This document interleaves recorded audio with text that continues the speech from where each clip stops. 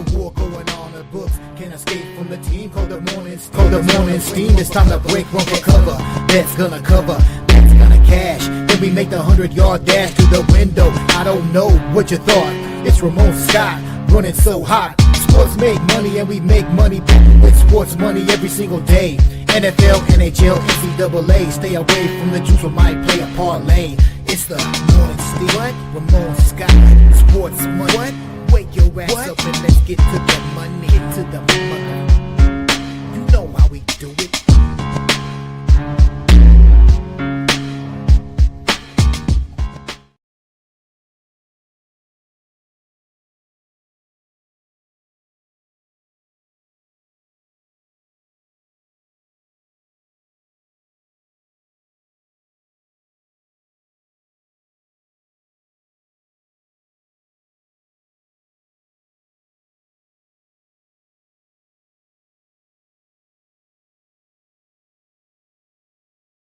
Play.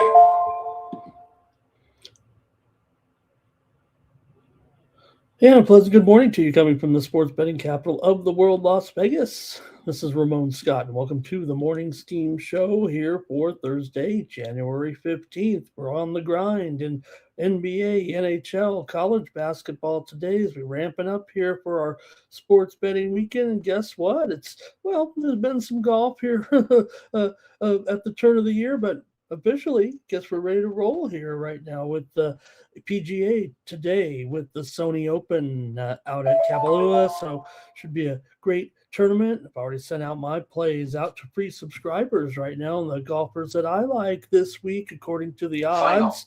And you can check those out over at winnable.com/Ramon. Got my top golfers of the week. I got 7 here in the field this week, including a couple of bombs. And looking to mix it up a little bit. Kapalua, you know how it goes out there at the Sony. It's not always going to be the chalk here. I don't want to even on 11-1 here this week with talking about the great field out there. You know, you got probably about 30 of the top 60 golfers in the world, but Russell Henley 11-1. No thanks. Let's go a little deeper on the board this week. Check out my plays over at winnable.com/Ramon on the free subscription this week. You want some golfers with me here this week, including, like I said, a couple of triple-digit shots here.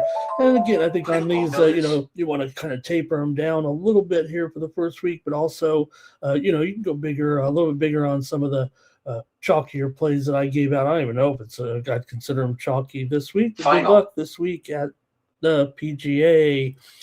You can get my premium picks over there at winnable.com by using the promo code STEAM at the cash at the checkout to get the discount, and someone's going to win a subscription to my free plays here over at winnable.com. All you got to do is comment during the show and say hello or pick a game, pick a side here today with me on the Morning Steam. I look forward to your comments with today's card. Try to bring some winners home, including from last night's card as well.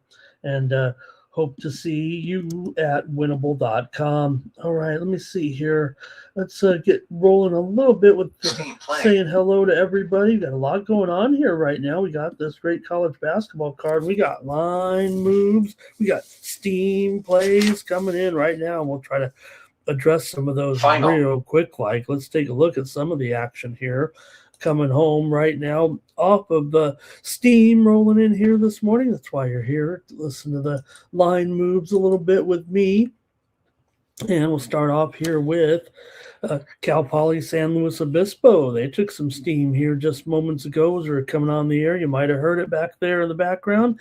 Cal Poly was getting 6.5 from Hawaii, but right now we're seeing the move come in on Cal Poly San Luis Obispo and down to 5.5 here right now against Hawaii today on the mainland, at least with that one. Also, just a few moments ago, I think we had another one here, Hofstra and Stony Brook. Some steam to the under here in this one with Hofstra and Stony Brook. It was 136. Looks like we're down here too right now. 133.5 at circa. This looks like about a 2.5 point move at least here to the under right now with Hofstra and Stony Brook. Steam coming in on the under here this morning on the Morning Steam Show. And also, we just had another move here with St. Thomas and North Dakota. Steam to the over in this one at 150. Came in at 153 with St. Thomas and North Dakota.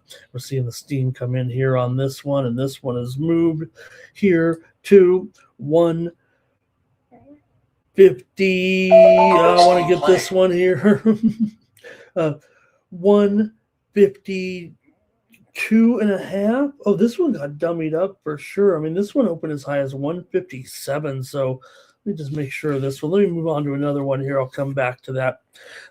Elon and Northeastern. Some steam just came in seconds ago on the over here in this one. It was 158. But now we're seeing this one move higher right now to 162. That's a 4-point move today so far. Elon and Northeastern, Elon and Northeastern steam to the over in that one. Also, just seconds ago, we did see another move come in here just moments ago. It's on Northridge here. Cal State Northridge taking some steam against UC San Diego. I didn't see that one coming, but there is some steam here on Northridge. They were getting 9 at one point, but right now it looks like it's gone down here for sure. And we're seeing this line here at 7.5 right now. Northridge just took the steam here just a few moments ago on the Morning Steam Show. Thank you for joining me, everybody. Let's see if we got more coming in here. Rapid fire. Might as well stay on it. Here's Wisconsin, Green Bay, and Cleveland State. Some steam here in this one to the over with Wisconsin, Green Bay, and Cleveland State. It was 147, and that steam came in here, and right now it's up to 148.5. It looks like right now, 1.5 move to the over with Wisconsin, Green Bay, and Cleveland State. Let's see here. Also, it might be. I'm still studying this St. Thomas and North Dakota move. It was steamed to the over here with St. Thomas and North Dakota, as I said, but the current line is no higher than 153. In fact, this is a lot lower than the actual opener here at 157, but just moments ago it was bumped back up here on some reported steam anyway.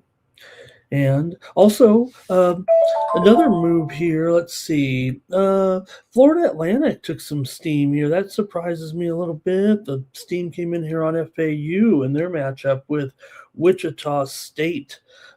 Florida Atlantic here right now taking that steam, and they're up here currently to 5.5. Florida Atlantic took the steam against Wichita State here this morning, just moments ago on the Morning Steam Show. So let's get ready to say hello to everyone and kind of recap the board from yesterday. We had some winners, and I want to hear from you in the chat. Hello to the chat all-stars. Hello, stars. Nick Handy is here. New worker is here. There's a move coming in right now on Eastern Illinois and Arkansas Little Rock. Some steam here to the under in this one with Eastern Illinois and Little Rock. It was 135.5, and the steam came in just seconds ago in this one with Eastern Illinois and Arkansas Little Rock. It's currently down to 132 here at Circa. That's a 3.5 move, the point move this morning with Eastern Illinois and Arkansas Little Rock. And let's see here. Robert is here and ready to go this morning. Greg's celebrating victories in the NBA. Nuke says the weather is chilly up there. We've also heard some other news here with the weather coming up this weekend. Yes, we already knew it was going to be cold in Chicago. We already knew that, but man, breaking news here this morning is looks like we could see also a snow game in New England. Let's keep an eye on that weather report. But man, it looks like it might be coming in here in the Texans and New England game here. We haven't really seen the move come in yet based on the weather. the forecast started to change there a little bit late last night. It's only 41 here on the total with the Texans and the Patriots. Could this game get down to could we see a move to the under in the Patriots Texans game here? It doesn't seem like we've felt it yet, but the forecast is definitely calling for snow, and it wasn't really calling for this type of weather when the line opened. So we've really only seen, maybe half a point move, if that, with the Texans in New England. Could that change today, or are they just a little bit premature in their weather? Maybe they're trying to scare the Texans a little bit with their indoor play here. So, all right, and more winners there for Greg. Robert said he loved the matches there yesterday in the African Cup of Unders. Went all the way to that shootout there in that second game. Jimmy's here. Good morning. Hey, everyone. Like this video. Subscribe to our channel, Sports Money, here on YouTube. Fastest growing sports betting channel on YouTube. Getting ready for a great day here with you guys. Oh, let me get some technical difficulties here. I want to get make sure I'm all over the moves here. Want to get these moves right for you guys.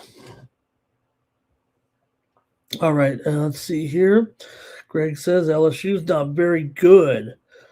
And Robert says, I had some tennis winners. Hey, we did have, we're off and running, a little bit of fine tuning there. Got a little upset there after the first couple of days, but we did roll a 4-0, I think, on the sports money premiums there in tennis last night. I think one match was still, there was some rain that came out, right? There was some rain, and I think we got suspended in one of them. Let's go over there, maybe check it out here with the winnable picks right now. I do want to see that actually. I should do better, should have better record keeping here, but maybe you know what, maybe I set Robert up to give us a little promotion of the picks there after grinding out some ups and downs, to say the least, here, it felt like, within the last couple of days. So let's see what we got here with the winnable action today, if I can, real quick.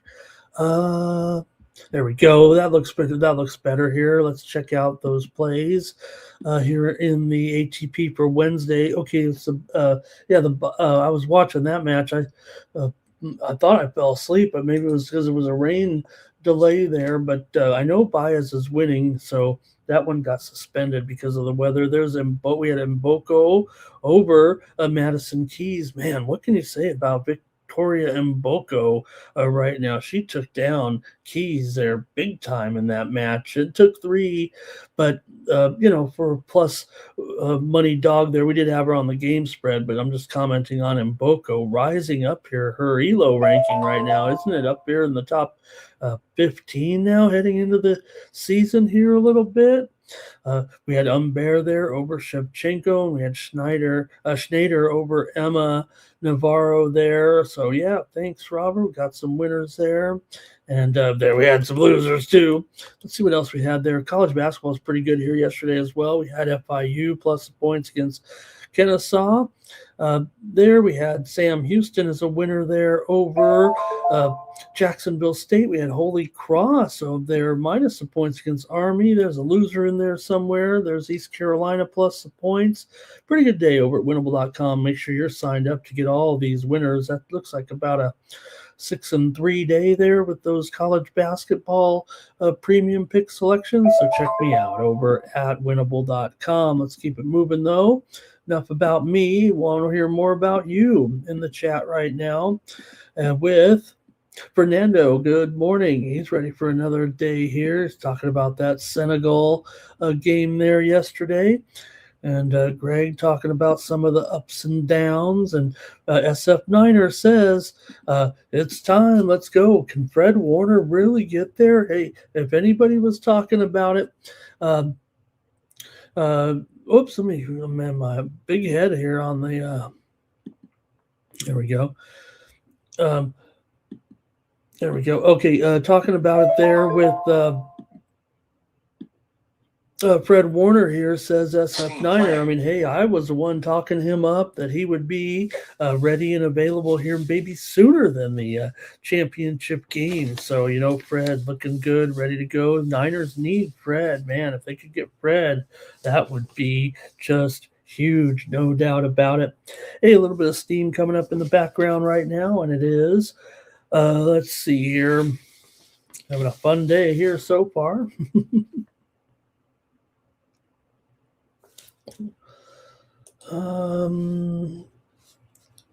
Okay, here. I'm having a let me move on here. I'll get that going. Looks like my computer's hanging a little bit. That might be saving some time a little bit there. SF9 says, Ramon don't do tennis anymore, LOL. And SF9's crushing the books in tennis.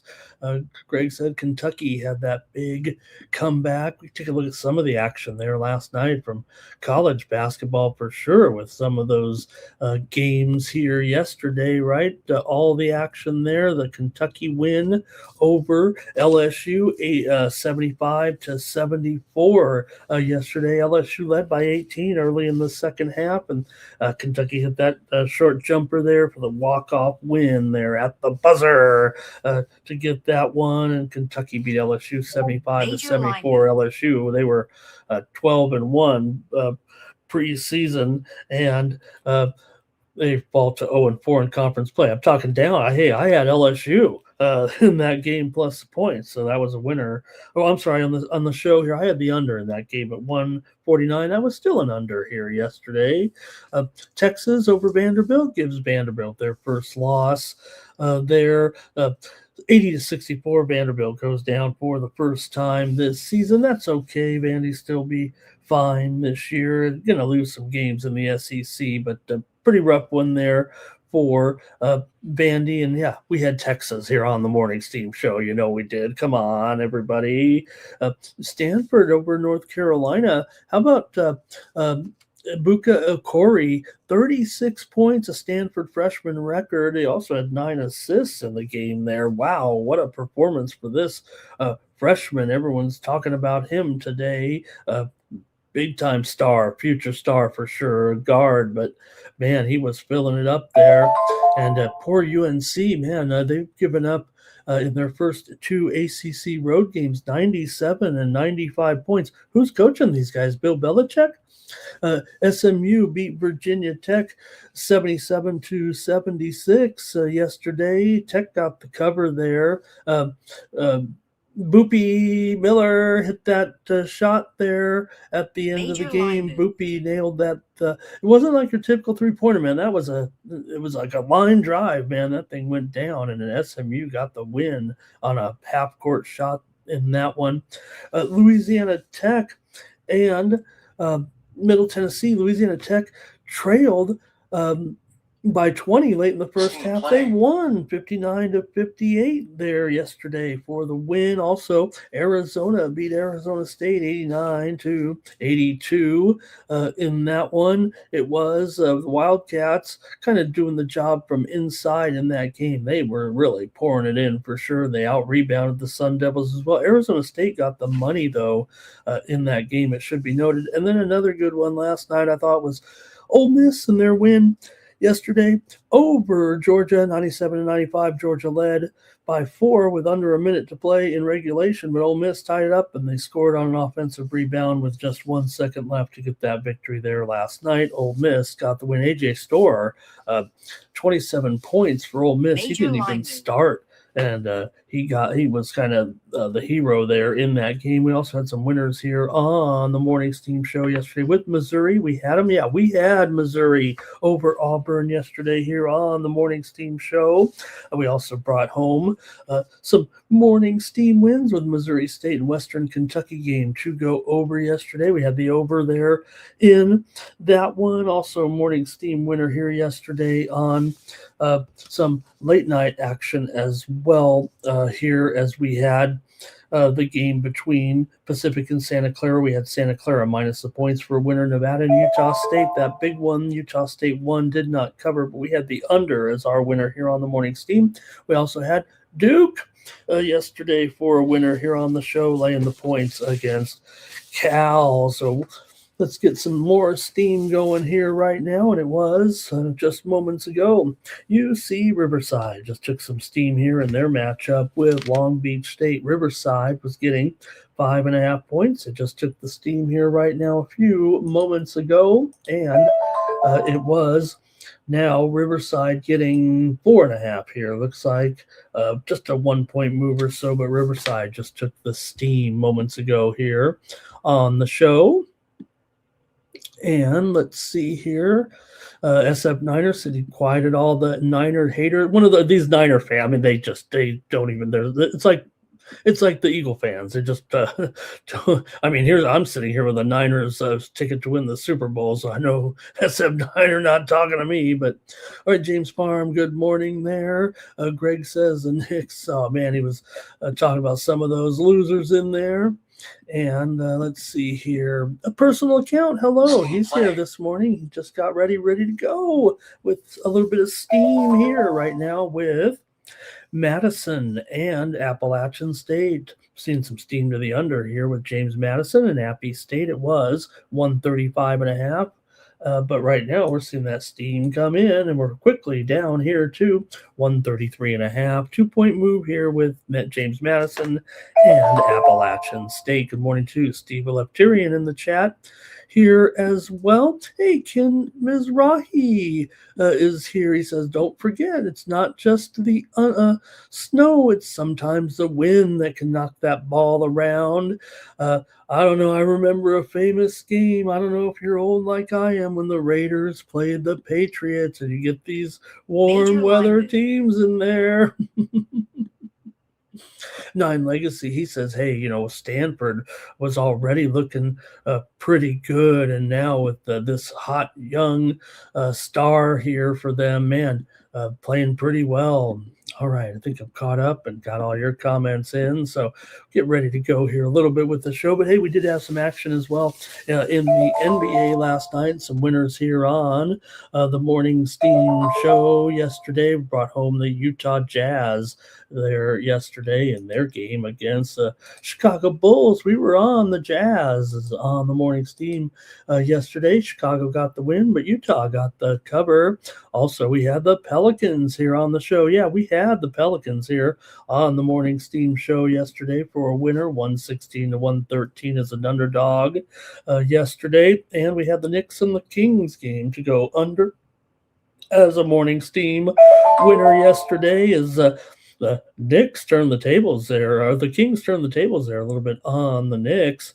And we also had the under with Washington and the Clippers yesterday. That one goes under for sure, as the Clippers routed Washington, beat and covered that dozen. NHL brought some winners home on the show yesterday in the National Hockey League. We had the Kraken and the Devils game to go under to start the day off for a Morning Steam winner. Then we brought home the Buffalo Sabres in their win last night over Philadelphia. They smacked them around Ottawa. We had Ottawa 8-4 over the Rangers yesterday. And did we have the Vegas Golden Knights to go 4-0 on the show yesterday? You bet we did. We had Vegas as the winner yesterday, 4-0 in the NHL here on the Morning Steam show. And, well, we got plenty of opportunities today on the ice because there's a big old card. So hopefully you're here for some winners for sure. I think we did bring it home there yesterday. All right. Let's get a move on here and maybe get going with the show because we got a lot of games to preview here. All right, let's get rolling with our games here in the NBA. Oh, no, let's not. Let's get a few more Steam plays in. Also, obviously, a big story there this morning, though. We should probably chat about it just kind of there with Harbaugh reportedly going to sign the papers there. It seems like we've been sitting on this story for a number of hours. I know that, it's a formality here, and John Harbaugh will be the head coach of the New York Giants. Good luck to you. It's not a good fit. Everyone says it. Look, it is actually a great fit. I mean, if you're the Giants, you got to go big or go home. You can't be trucking these guys in here that have done just a crummy job. But look, in my opinion, Harbaugh has really 18 years, with the Ravens. You're not going to rag on this guy a little bit, but I just want to compare him a little bit to Mike Tomlin. Okay, Harbaugh, 18 years, 13, 11 in the playoffs, won a Super Bowl.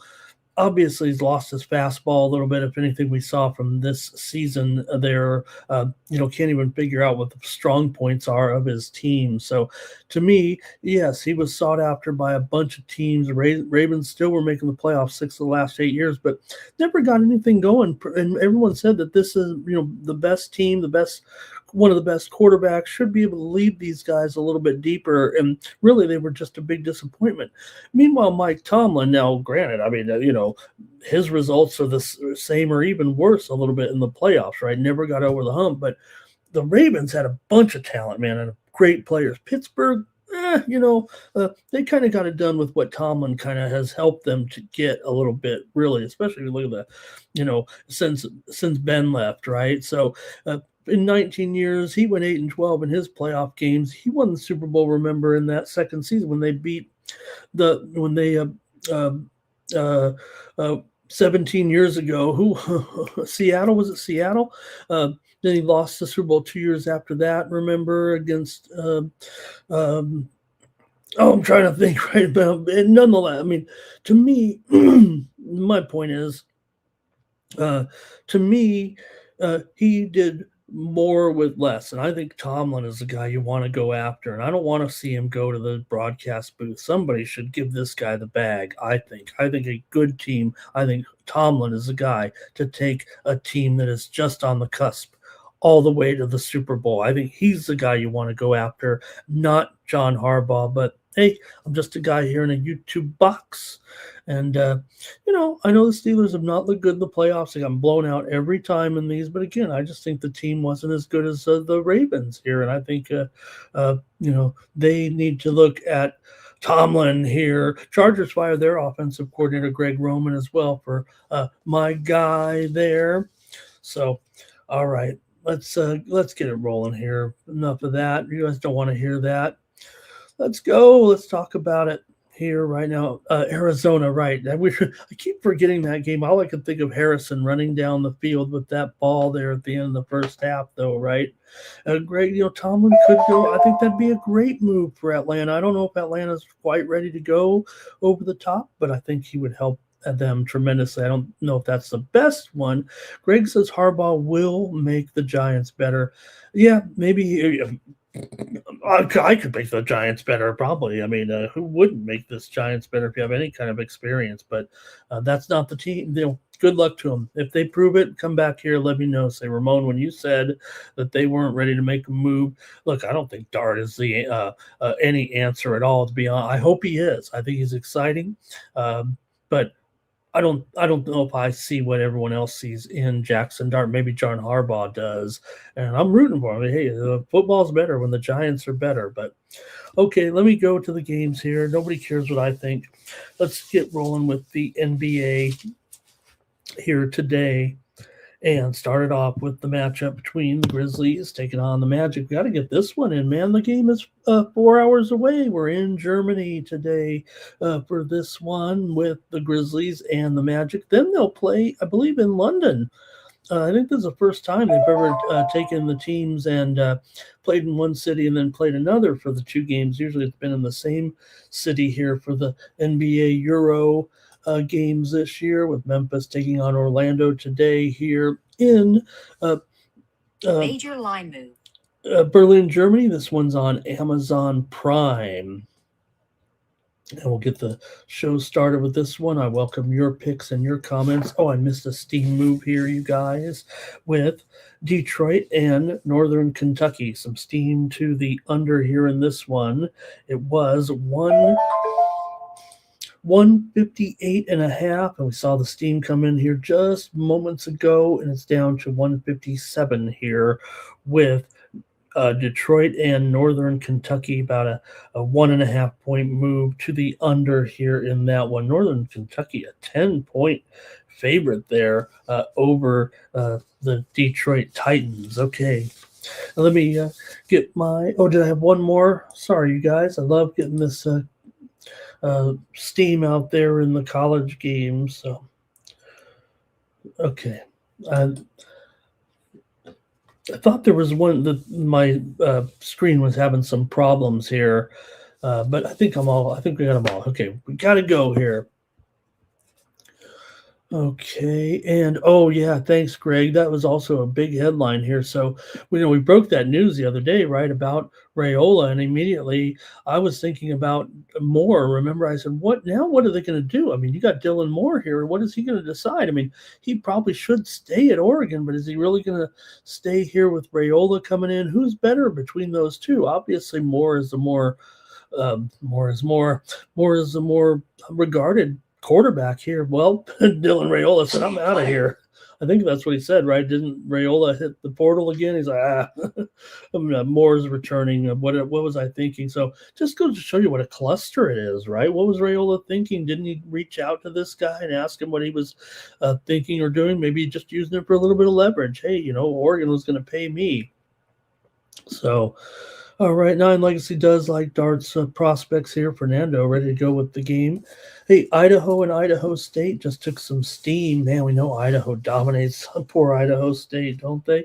Steam just came in on the over in this one at 148. And this one has gone up here right now. Idaho and Idaho State, we're seeing the steam to the over here right now, and it's up to 150.5, about a 2-point move, 2.5-point move there with Idaho and Idaho State. Steam also already came in on Idaho in that game, taking it from 3.5 down to mostly 2.5s right now. Like I said, Idaho, I believe, has dominated Idaho State over the last several years. Okay, we ever going to get to the game here between the Grizzlies and the Magic? You got both teams here coming in off of a win in this one. Orlando comes in here off of a win over New Orleans, 128-118. They weren't covering, but they did win and cover that one as a favorite against the Pels from Memphis here. They're coming in off of a win over Brooklyn, 103-98. That stopped a 2-game losing streak coming into this one. For Memphis here, they've been a dismal underdog this year for sure, just 7-16 against the spread. But Orlando's just 11-18 as a ATS as a favorite. You got two teams that just don't cover the spread very well. Now, good news here for Orlando is that they're two German players. They have 3 German players, I guess, on the team, but they're 2 German stars here. Mo Wagner, Franz Wagner, they'll both be in the game. More importantly, Franz Wagner will play. Look, I'm glad they rested him and got him healthy here. I don't know if he's pushing a little bit, but he's probable with that ankle that's kept him out for a couple of weeks. Feels like several weeks here.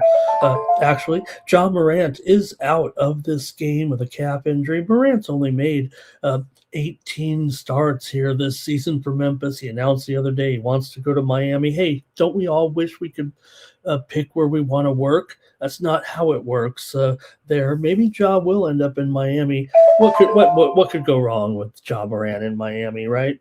So let's see. Brandon Clark still out.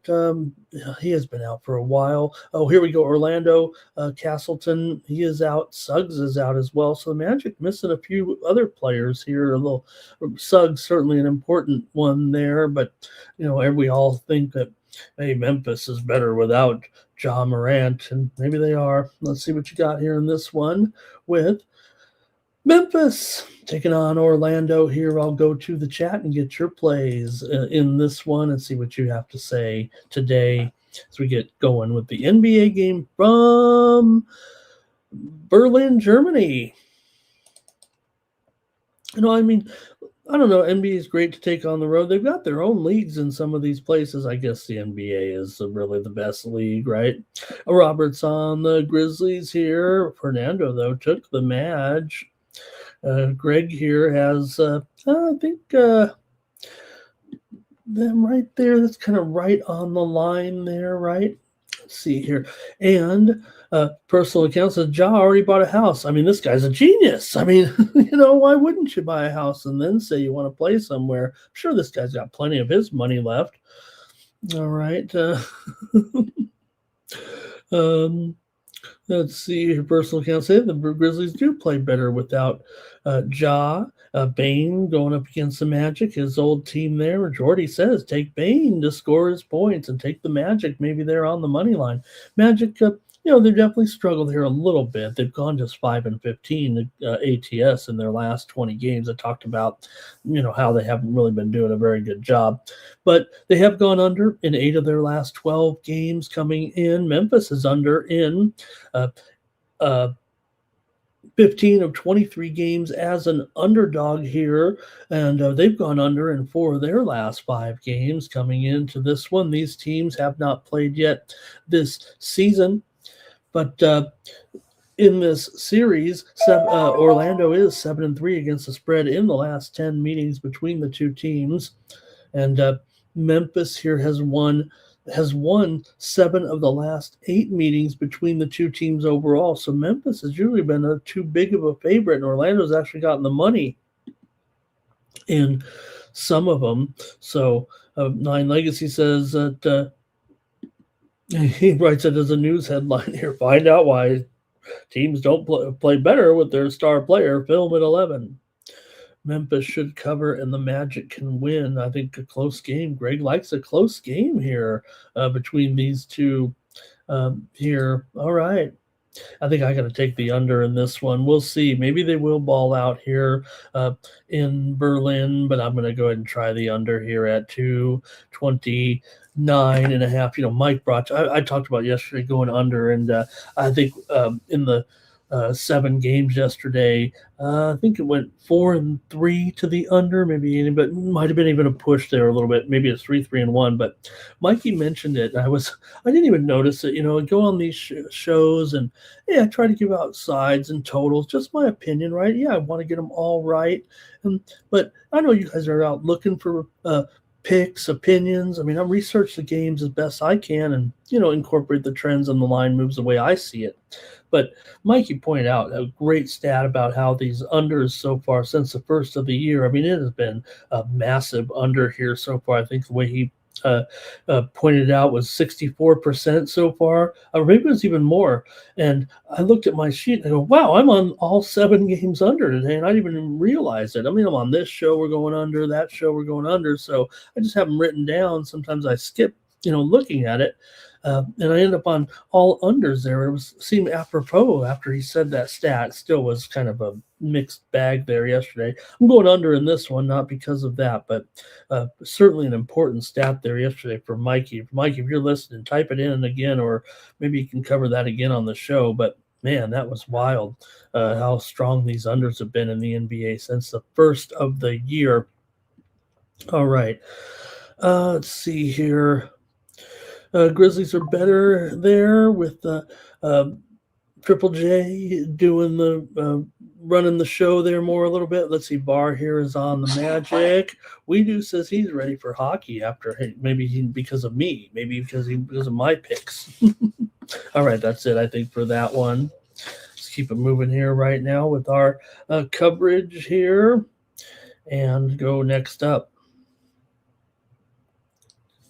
Got everybody's play in there, it looks like. I'll go to the Suns taking on the Pistons here in this one. Both teams coming off of a loss following 3-game winning streaks here right now. And you do have the Pistons, a pretty big favorite, but it is down to 6.5 or 6 here. There's been a little bit of a move, it feels like, on the Phoenix Suns here overnight, total to 23.5. Like I said, both teams coming in off of a loss. Detroit lost to the Clippers last time out, 98-92 at home to stop their 3-game winning streak. Phoenix, meanwhile, lost at Miami. We saw, everybody saw that. You guys saw that video of Brooks getting into it with a fan, and the fan, used some colorful language. I thought the fan was being a douchebag, quite frankly. Say what you want about Brooks, whether you like him or not. I would have I would punch the guy in the face, got a suspension probably there. Just tasteless to be talking too much. Look, all in good fun. If you can trash talk him up like Phillip Rivers at a game like that, if I'm the player, I'm calling the security over and saying this guy's got to go. No need for that. Kids around, old lady in the front row, but he did say there, hey, look at the scoreboard. Well, the scoreboard at the end did have Miami on top, so I guess Brooks wasn't right there about that, but I guess they were leading at the time. Anyways, for Detroit here, they come in here 11-8 ATS at home this season. Phoenix 13-10 ATS is a dog. 13-8 ATS on the road. These two teams been going under here lately for sure. Both teams are 3-7 to the under in their last 10 games overall. Coming into this one, these two teams did play their first meeting of the season here right now. And I want to get to a little bit of breaking news here right now in just a moment. Detroit here, 125-121. Phoenix won at Detroit. Oh no, that was last year. Okay, that they have not met yet for their first meeting of the season. Anyways, let me just interrupt this real quick. I just want to mention we were talking about the game there in New England. Let's see what happens. I see a little bit of movement here already to the under. I'm not saying, remember, this is the show that the bookmakers watch and the pros watch. And, well, I'm seeing it's not steamy, but I've seen a half-point move here at several books right now with New England and Houston with that total going down. And the news is starting to spread. It was all over. I won't say all over, but I mean, I follow these sports weather forecasters on the internet. So maybe not everybody was paying attention to them. And it was just a small blip talking about the potential weather here this weekend in New England. And I think we might be seeing that move here right now. We just saw Circa move moments ago from 41 to 40.5. So I really believe that this game may be sub 40 on the total here, maybe even as low as 38 by game time. But that's just a prediction on my part. Nothing from any real experts here.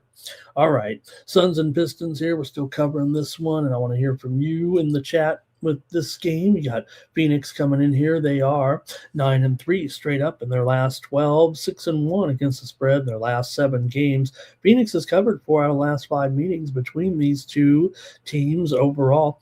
Phoenix has gone under in 5 of their last 6. Detroit's gone under in 5 straight, and they've also gone under in 5 of their last 6 games at home. Let's see what you guys think in this one. Detroit has won 11 of their last 16 games overall, and they've covered 4 of their last 6 overall. Deep breath here. Ramon, let me hear from you in the chat on this one between Phoenix and Detroit. Go into the comments from you guys. Personal account might be on the over here. Here is Greg. He likes the Suns and the over, it looks like, in this one. And be careful. Phoenix could win this one on the road, he says. VAR is on the Pistons' money line.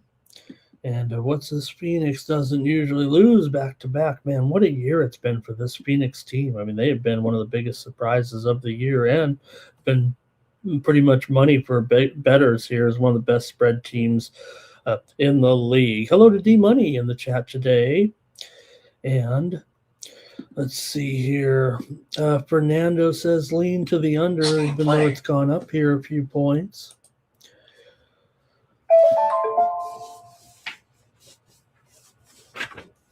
Oh, pardon me, you guys. All right, let's see. Greg says Detroit in a possible letdown here. Fernando says it likes the Detroit team total under and 9 legacy, taking Phoenix here on the spread in this one. Okay, good one here. It feels like with these two teams tonight, Detroit's had a great season so far. Phoenix, like I said, one of the, if not 2 of the biggest surprises here this season. Not that we weren't expecting Detroit to, continue to improve, but just the fact that they've been so strong this season with that 28-10 record. They're 14-4 straight up at home here right now. So I think both these teams, though, kind of trending under here pretty severely of late. Let me try the under in this one between Phoenix and Detroit. Here I go. Maybe I'm listening too much to what we were talking about on these unders here, but it was mentioned there a little bit, that move, right, from 220.5 up to 223.5. The move is to the over here. It's not steamy, but definitely a move to the over there in this game. But I'm going under in this one. Pardon, guys. All right, and we've got Steve says take Detroit. Next up, we got all kinds of good games here in the NBA tonight. How about the Thunder taking on the Rockets here on Thursday night? Thunder coming in here 34-7. Houston 23-14. Doesn't feel like they're separated though right now by 12 games. Although Houston has lost a few of late, for sure. They were on a 3-game losing streak against Portland. Remember, they lost twice. They lost to the Kings, but then they bounced back and beat the Bulls. However, the Rockets are terrible right now against the spread. Now, granted, they've usually been in a favored role here, and this is only the third time this season the Rockets have been an underdog. They're 2-0 against the spread. They're 1-1 straight up, but they've covered both other times. That's amazing to think about, that Houston has been favored in every game but 2 this year.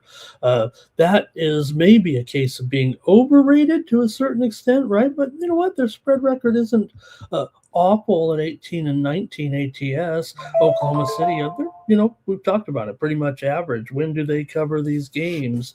Especially when they're laying 12, 14, 15. But here we're only laying 5.5. The widely reported steam did come in here on the Oklahoma City Thunder.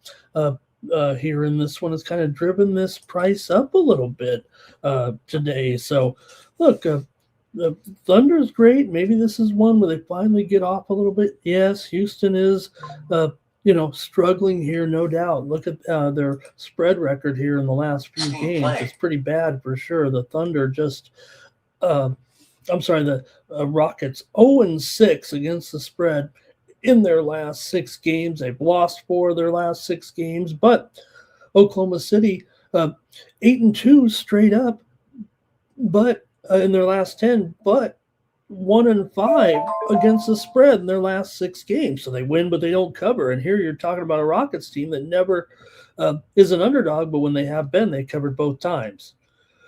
Oklahoma City's also won 8 of the last 12 meetings against Houston, but went just 1-4 against the spread in the last 5 meetings between the two teams. They did meet once earlier this year. Thunder won, but they were favored by 6.5 in that one, and they won 125-124 for a 1-point win, so they couldn't get the cover. I got to think, for me, that sounds like I want to take the Houston Rockets. I'm going to fade this steam and take the Rockets here, plus it says 4.5 there, but that's because the steam came in, and it did go up to 5.5, but it is mostly 5s right now, to be fair here. And the total's gone up too on some widely reported steam. In fact, it's up here to 223.5 or so. So I'm going to take the Rockets here in this one and say that they'll all those losses, really most of those spread losses here recently, they were all as a favorite. We know they are because the Rockets have only been an underdog twice.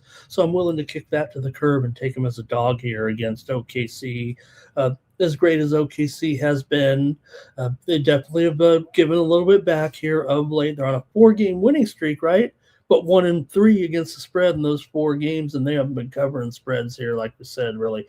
Lou Dort, questionable. Hartenstein is out of this game. For the Rockets, Eason's out, and DFS is probable. Let's go to the chat and see what you guys have with this interesting game tonight. Probably the featured attraction here for sure, just because of the great Thunder. But like I said, these are some good games tonight, huh? All right. Steve said Cade's going to go off in that game. Robert had the Pistons in that one. Here we go with this one. Thunder for D Money. 9 Legacy says Rockets on the spread. And Var likes the Thunder here to lay it. And let's see here. Greg's got it there right on the number there, I think 5 or so.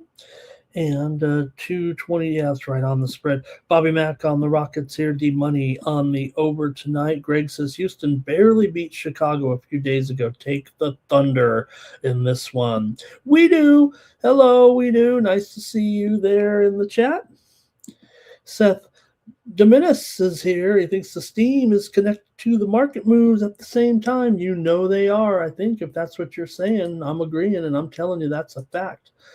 We take these in directly from a line from the Don Best line service. What you're hearing actually is their computer line service talking about those steam moves, and when it happens, what happens is the screen lights up and turns red. For example, we're talking about a move, right, that just came in, and you can see, for example, Boston and Miami here. There's a move coming in. Oh, it's just starting to turn away, but I don't know if it was. Let me make sure though. But what happens is you'll see the screen kind of light up there red on some of these games. This is the mobile version. We got the big computer version. When I look at it over here.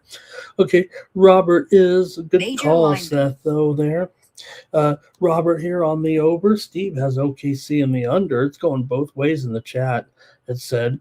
And let's see here. Seth does like the Pistons because of that. And Seth talking a little bit of more. Let's see here. Seth talking a little bit more. And man,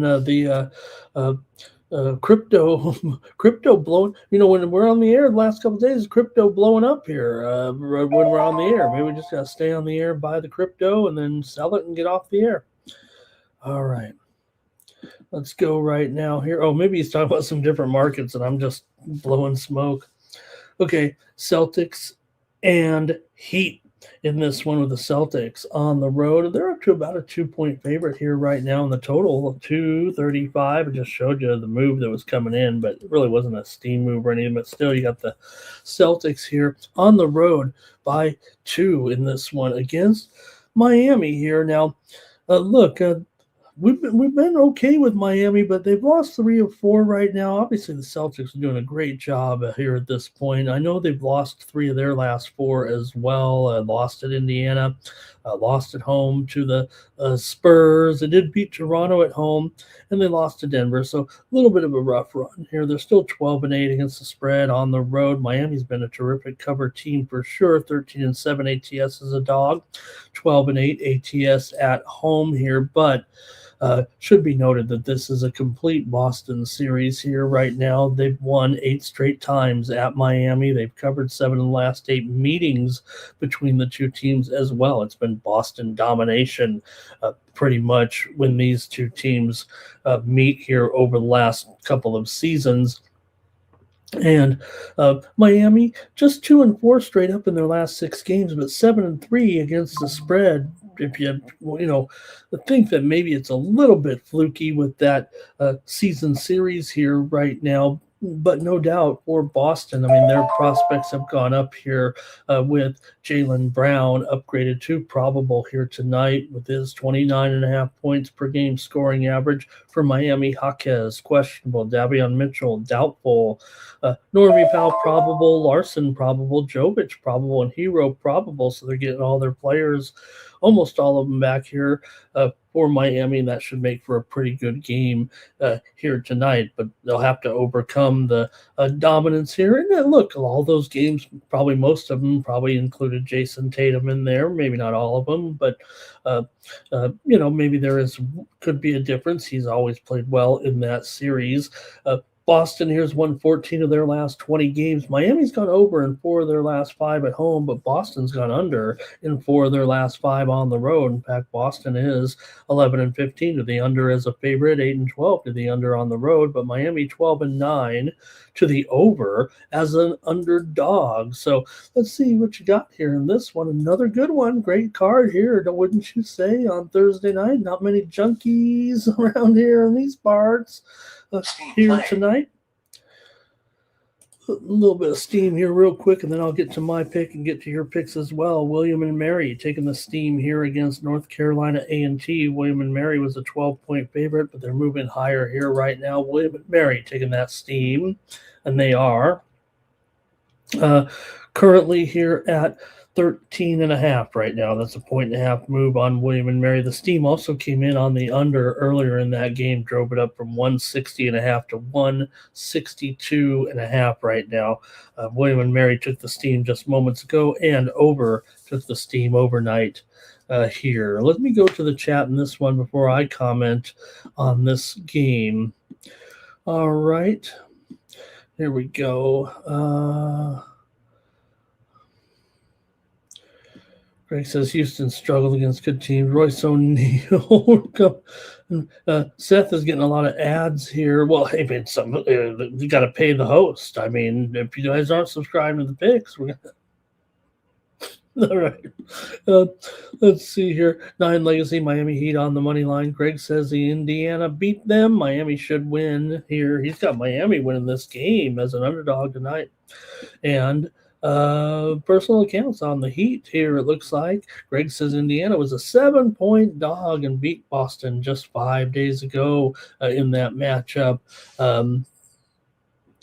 Indiana was a 7-point underdog and beat Boston. Yeah, that's was it 5 days ago? Robert here is on the Heat. And Miami says Seth. We do says he likes Pritchard. They'll go over in his points in this one. Steve says Boston won -2 at 2. Boston -2. They've won 8 in a row at Miami. That's right, Steve. That's the key one there, I think, for sure. In that the trends we mentioned there. Great point. And I think that's it from you guys in the chat. Hey, I like the over in this one, believe it or not. I know I just talked up a bunch of unders. I'm probably going to go under in every other game, but I'm going to take the over in this one with Miami and Boston here tonight. I got the over 235. All right, and let's see. Robert did go under. Personal account says take the over, I think, in that one. Fernando's leaning over here as well. Next up. All right. I mean, maybe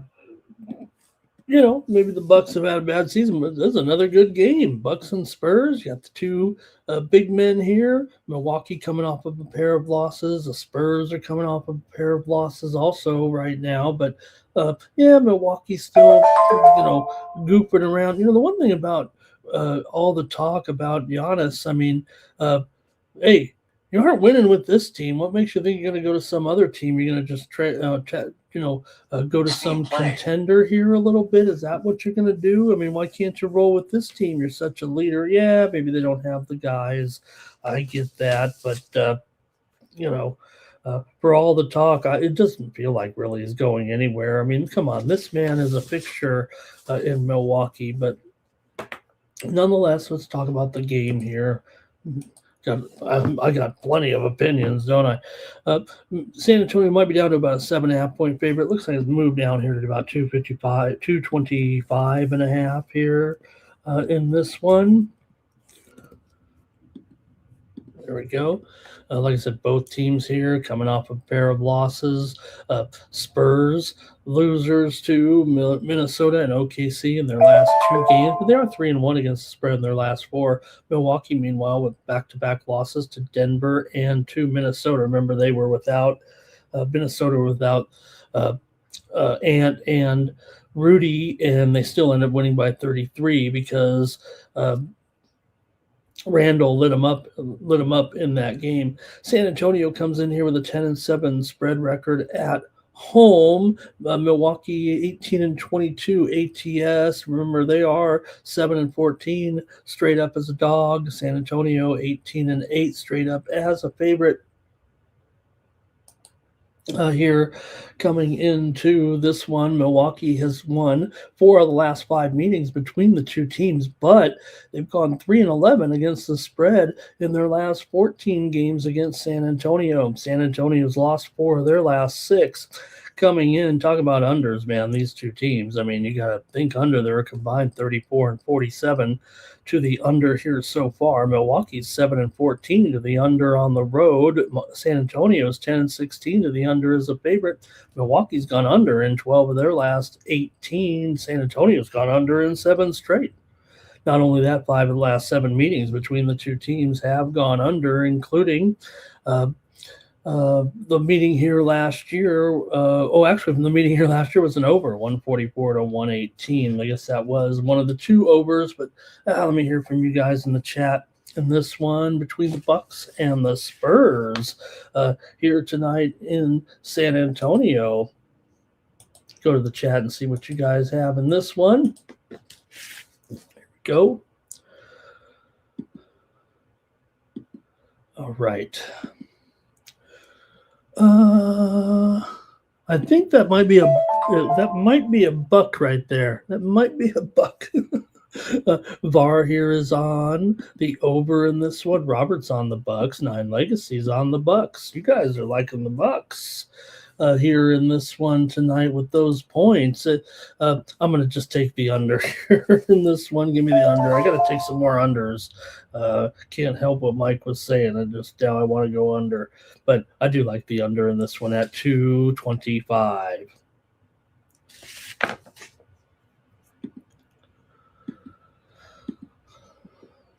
Okay, next up, we've got the Jazz here taking on the Mavs tonight. That sounds like a pretty good game too, except for one thing, and that would be that I don't think we're going to get any Cooper Flag in this one.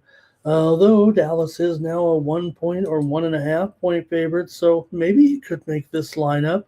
But it's got to be questionable right now after leaving the game with an injury there last night. Got to hear this one, you guys. No doubt about it from ESPN right now. I'm going to break in here a little bit with this story right now. Just breaking from ESPN. Total gambling story here right now. Breaking from ESPN involving college players here. Just moments ago, breaking here news with ESPN. So going to get that story here to you in just a moment.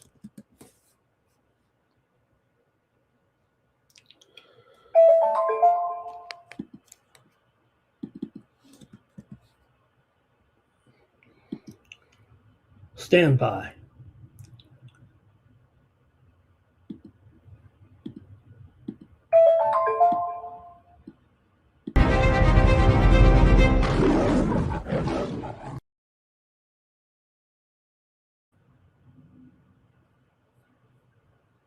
All right, David Purdom filing a story here just a few minutes ago that 20 men have been charged in a point-shaving scheme involving more than 39 college basketball players and more than 17 Division I teams, leading to more than 29 games being fixed, according to a federal indictment unsealed Thursday in the Eastern District of Pennsylvania.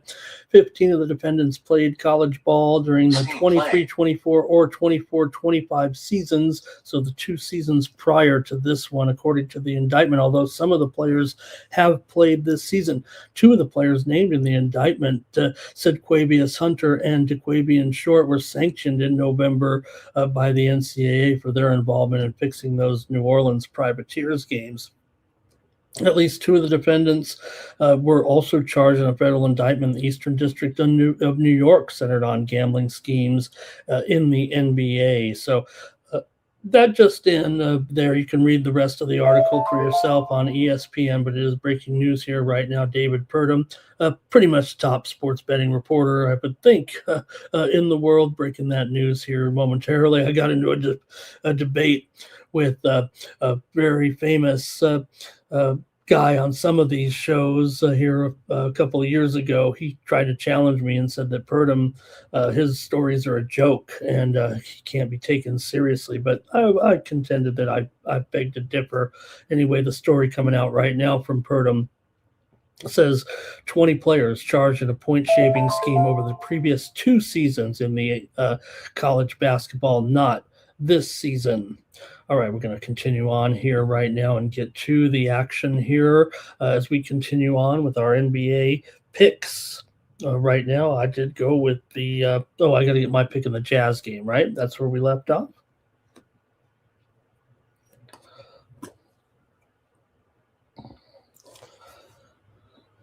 Yeah, get everything back to normal here. Just was reading that story verbatim pretty much, but it is breaking here all over now. A lot of the other news outlets are also picking up on it here currently.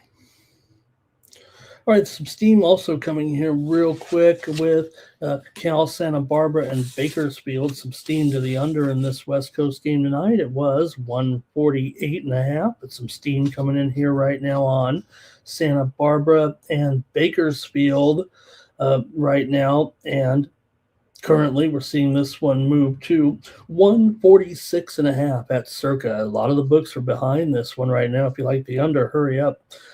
2-point move here, the under Santa Barbara and Bakersfield steam to the under coming in just a few moments ago. Also, North Florida and North Alabama just took some steam as well to the under. It was 159.5, but the steam came in on this one between the North Florida Ospreys and North Alabama, and right now we're seeing that move here to the under. It is currently at 157, so about a 2.5-point move right there between North Florida and North Alabama here just a few moments ago on the Morning Steam Show. Okay, did we finish our comments here on the Jazz and the Mavs? Let me get those in. Here we go. Or did we even get into it here? That was it's obviously a big story there right now. But I think one that, kind of been working on a little bit. They've been accumulating the evidence here, it feels like, on that one. Okay. Jazz and Mavs, we were talking about Cooper Flagg and what his status will be in today's game after leaving the game there yesterday for Dallas. It seemed like a significant injury there in that game against the Nuggets. Nuggets won at 118 to 109 there in that game. And for Flagg there, he played just I believe 14 minutes in the game and could only manage 6 points before he had to leave with that before getting injured. So it does feel like we want to know his status for sure here in this one. We can only go with what we know. Look, it's not a disastrous situation if Flagg isn't playing, but they still are the worst, one of the worst spread teams going here right now. They've really been in a spread tailspin. What is the current? I said it was Dallas by 1 right now. Despite the fact that Flagg might be questionable, he is questionable in this game, Mavericks are 1, maybe 1.5, and the total has gone up here to 238. To me, that would maybe be an indicator they could make this lineup. But Dallas has been dismal against the spread here so far in the last 10 games, just 2-8 ATS here, and now they're a favorite. They're 3-11. ATS is a favorite this season. Utah still 23-17 against the spread overall. We've talked about, hey, when Markkanen's in, they're fine. When Markkanen's out, not so much. Well, Markkanen missed that last game, and Utah went down to defeat against Chicago. Although they did get the money yesterday. Both these teams played yesterday, but Markkanen questionable here. We'll see if he can make the lineup. We know AD out for quite a while here right now with those torn ligaments. So say what you want about AD, but torn ligaments isn't like we're not like a bruised nose or something. Gafford questionable, Max Christie questionable as well here for Dallas in this one. For Utah here, Markkanen is the big question mark here right now. Utah 20-16 against the spread as an underdog, 23-17 against the spread overall. These two teams did meet a week ago. It was 116-114. Utah got the win. Utah also beat Dallas back in December. So they do play pretty well against them. I mean, it's Utah after all. They don't have that many wins, and they got 2 of them over this Dallas team. It does feel like Flagg is one of those players like, man, we really need this guy in the lineup. Bad teams, so well, maybe they can rally around a little bit, but Gafford only played he played minimal minutes in that last game. He's questionable as well, as I said. So, well, this one's a little bit tough here with these two. That total's gone here. It's up to 238 here in this one right now. Wow. Let me go in the chat, see what you guys have. Let me try to fix this show too. Okay. Let's see what we have. Jazz and Mavs. All right. Utah here for Greg says too many injuries. He's taking Utah. He says Dallas is hurting there. All right. Greg says these guys got caught. Nuke says we knew the gambling was going to be, and that's the thing, right? You know, these guys are going to keep doing it, and they're going to go to jail. I mean, and that's just a fact. And you know, the way the gambling takes place now, we know who you are. You can't get away with, you know, you can't. I mean, if there's anything, the evidence is like plain as day, right?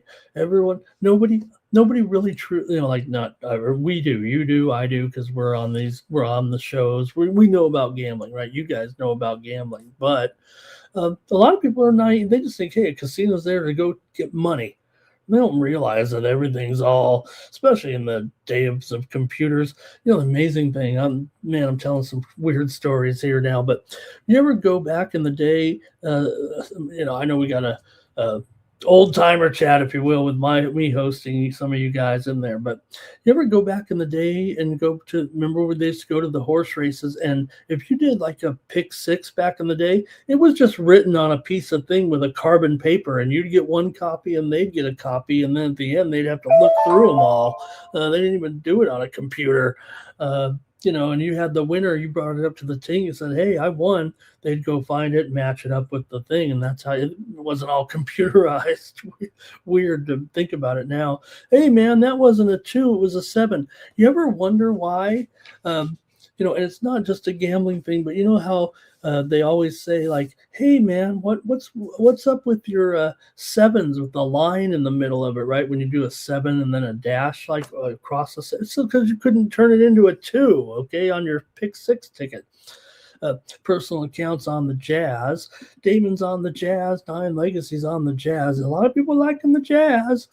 No, what happened to Reggie Bush? No, Greg, what happened is Reggie. I mean, Reggie's one of my favorite guys. Did something happen to him today?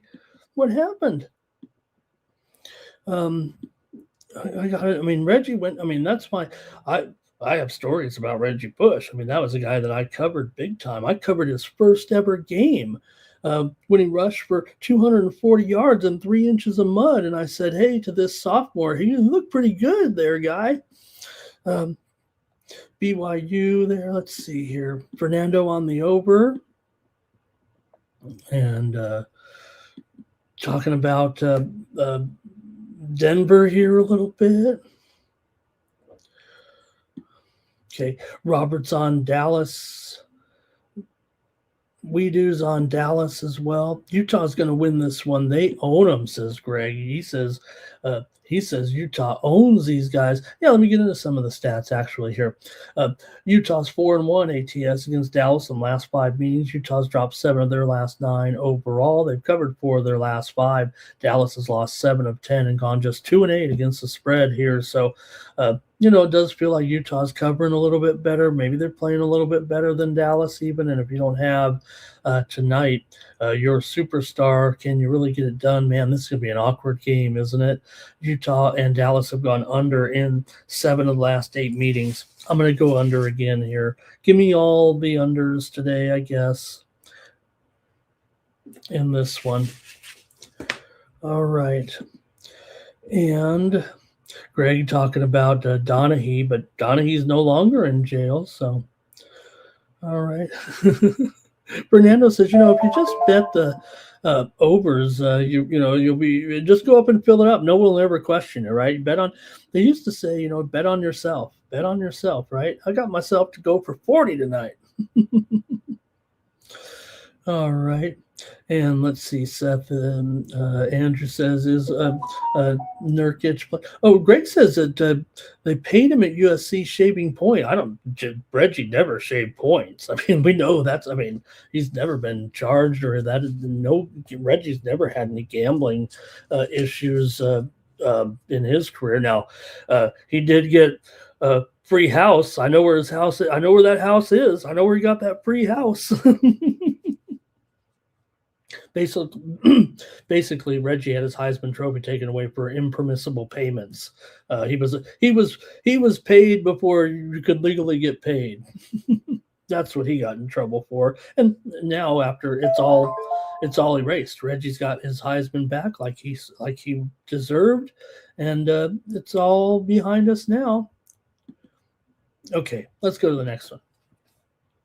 Knicks and the Warriors here. Warriors are favored in this one by 6.5, total 228 and a half here. 229 even. This one's going up here with the Knicks and the Warriors here tonight. So, hey, another good game. Even the Warriors are kind of fumbling along, singing a song here. Let's get into it. Warriors have actually won 3 or 4, so maybe I talked too fast. Warriors coming in here off a win over the Blazers. They won and covered in their last one, bounced back from that loss to that stubborn Atlanta team. They also own wins at home and covers over Milwaukee and Sacramento. They haven't been a great cover. They're 11-9, though, against the spread are the Warriors at home. For New York, we know that the road has just been dismal for the Knicks. I mean, they're 6-14 ATS on the road, 3-7 ATS in their last 10 games, 3-12 actually in their last 15 games for the Knicks. They've lost 6 of their last 10, or 6 of their last 8. They've also lost 15 of the last 20 games to the Golden State Warriors and dropped 4 of their last 5 on the road. The Knicks are not great on the road, I think it's safe to say here right now. For Golden State, they've won 4 of their last 5 at home. They've won 9 of their last 13 overall. We're seeing some move here, I think, on them again here right now. In fact, I'm showing 7s now here at a few spots. So, look, I think there might be room to breathe here still. I think the Knicks aren't in a great spot tonight. They have the better record than these two teams for sure. The Knicks 25-15 straight up, but 1-4 straight up as an underdog this season. This is the 6th time they've been an underdog, and they're just not a good spread team on the road. Now, a lot of times, they have been a favorite in some of these. So, getting the points here right now, maybe that will help them. But really, we're waiting on the status of Jalen Brunson here. It feels like, Hart is the glue, Brunson is the paper, I guess, with his 28 points per game average here. He's really the only one that you're worried about in this game. So makes me take pause here a little bit. See what you guys have, though, in this one between the Knicks and the Celtics here on the Knicks and the Warriors here on Thursday. I want to hear from you in the chat. Give me your picks here in this one.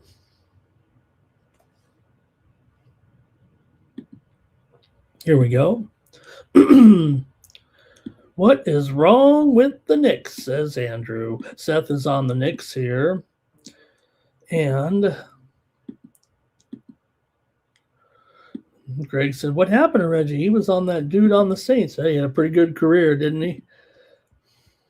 And also won a lawsuit that ended his career in an awkward game where he slipped on some cement on a run in St. Louis and won another lawsuit there. Took Kroenke to court and won. All right, Greg here, I think he likes the Warriors. And the Knicks could be tired. They're in off the back-to-back. The loss to the Kings, they were favored in that game by 11 or 12. They lost by 11 points. And let's see here. 9 legacy, Knicks on the spread. Greg says Warriors rested here. Robert also liking the Warriors here a little bit in this one. All right. I'm going over though in this one. I'm not the type to say, hey, I need Brunson in there. It should be built into the spread. I kind of play the algorithm a little bit too, but I'm going to take the over in this one between the Knicks and the Warriors. I do hope Brunson's in there, but I'm not totally sure he will be. I'll still take the over though. Public Enemies with me on the over as well. And let's see. Personal account says the Kings worse than the Warriors. Kings are far worse than the Warriors, I think. Personal account. Don't you think so? All right. And let's see. We do talking about Kolek. He's the man, right? And Legacy Sacramento's looking like the typical Kings here. They aren't going anywhere, huh? All right. Next up, let's go to the Hawks and the Blazers here tonight, with the Hawks a favorite on the road here in this one. Wow. By 4 and 231.5 here, man. Hey, look, the Hawks have been doing a nice job, no doubt about it. They've won 3 of their last 4. They've been a moneymaker here of late. Now, they are terrible favorites, 7 and 12 against the spread as a favorite, but they're 14 and 10 against the spread on the road. Still, Portland's one of the best spread teams right now as a dog. They're 17 and 10 against the spread as an underdog, 12 and 8 against the spread at home. And they do a nice job here as well over the last few games, although they did lose 2 in a row here to the Knicks and the Warriors. Speaking of those teams you guys are talking about, but remember they had the back-to-back wins against Houston in there. Portland seems like they've done a nice job this season. They're getting these points at home. I know we're talking about the new and improved Hawks here. And, hey, nice job by the Hawks to get those wins, but they did get dumped by the Lakers there the other night. Now, the big question mark, though, here is the Blazers star, Denny Avila. Here, he's out of this game, or he's doubtful, but it does seem like he's not going to make this lineup. His 26 points will be missing tonight. Grant is questionable here for Portland. Chris Murray is out as well. For Atlanta, Risha Shea out. Porzingis still out of the lineup. Luke Kennard questionable here. So the Hawks have a few injuries as well coming into this one. The widely reported steam did come in on the under here, but it's still up to 231.5. So that really didn't even register, quite frankly. Portland is 10 and 17 to the under as a dog this season. Atlanta 14 and 10 to the over on the road, but I'd probably tend to go with the steam here in this one. I mean, Portland's gone under in 11 of their last 14. Atlanta's gone under in 4 of their last 5 games. Only the Laker game went over after Lakers put up 141 on them, but that's playing the Lakers. I don't think the Trailblazers are going to be scoring like the Lakers. Atlanta's just 5 and 10 in their last 15 games ATS against Portland. They've also dropped 10 of their last 15 overall. Atlanta is 7 and 3 ATS in their last 10. Coming into this one, Portland has won 5 of their last 7, and they've covered 5 of their last 6 games at home. I'm going to take the under here in this one at that increased number there, 231.5. I'm not giving away my secrets here, but one thing that I do like is when the reported steam is in and it goes back the other way, and I'm still on the, I'm not saying it makes my decision. I'm thinking, hey, I'm on the under in this game. Steam comes in on the under, and I'm like, okay, it's going to be a free pick on the show because I can't really give it out as much as a premium because it's kind of lost its value. Well, here, it gained the value back. Now, it could be that, the wise guys could be taking the over, and maybe they'll be right. But when I'm already thinking under and I get a little bit of a bonus and it seems like the sharps already came in once, that's when I'm on the under here. So, all right, man, Portland, they do a great job defensively too, don't they? I mean, they have they're one of the top teams in steals, if not the best team in the league, if I'm not mistaken. Let's get your plays here on this one with the Hawks and the Blazers. Hope I didn't miss any there. I've kind of messed up the show a little bit. My brains all over the place. Greg here on Portland here. Hawks 4. Robert, he does like those Hawks on the road. And Portland has to bounce back today. There. And let's see here. That's a funny story we do. I'm not going to play it there. But Billy Eagle Flyer, good morning. Nice to see you. Public Enemies on the Hawks here on the money line. And Philly says, hey, anybody with a player prop? I think we did have some back up there if you want to scroll up there. Billy Eagle Flyer, I know some of the guys had some in the chat there. Let's go to the last game here right now with the Hornets taking on the Lakers tonight. The Lakers are favored by 14, total 4? Oh, okay. What is Luka and LeBron out? Or what's going on here with this game? Is this the trap line of the day here, and I don't know what's going on? The injuries aren't reported right. I mean, I get it. The Hornets are playing some better ball here. We've seen some signs of life. They've won a game, and the Lakers have had, they lost those 3 games in a row, and coach calling them out and everything. I'm trying to figure out what's going on here with this line. I mean, how are the Lakers only favored by? Remember when Atlanta just came in here a few days ago, waving their, we're Atlanta, newfangled Atlanta, and they lost 141 to some 141-116. We just mentioned Reeves is still out. Hayes is questionable for the Hornets. Sexton's questionable. Connaughton's questionable here. But man, really here, maybe I'm just missing it. Tell me why the Hornets are.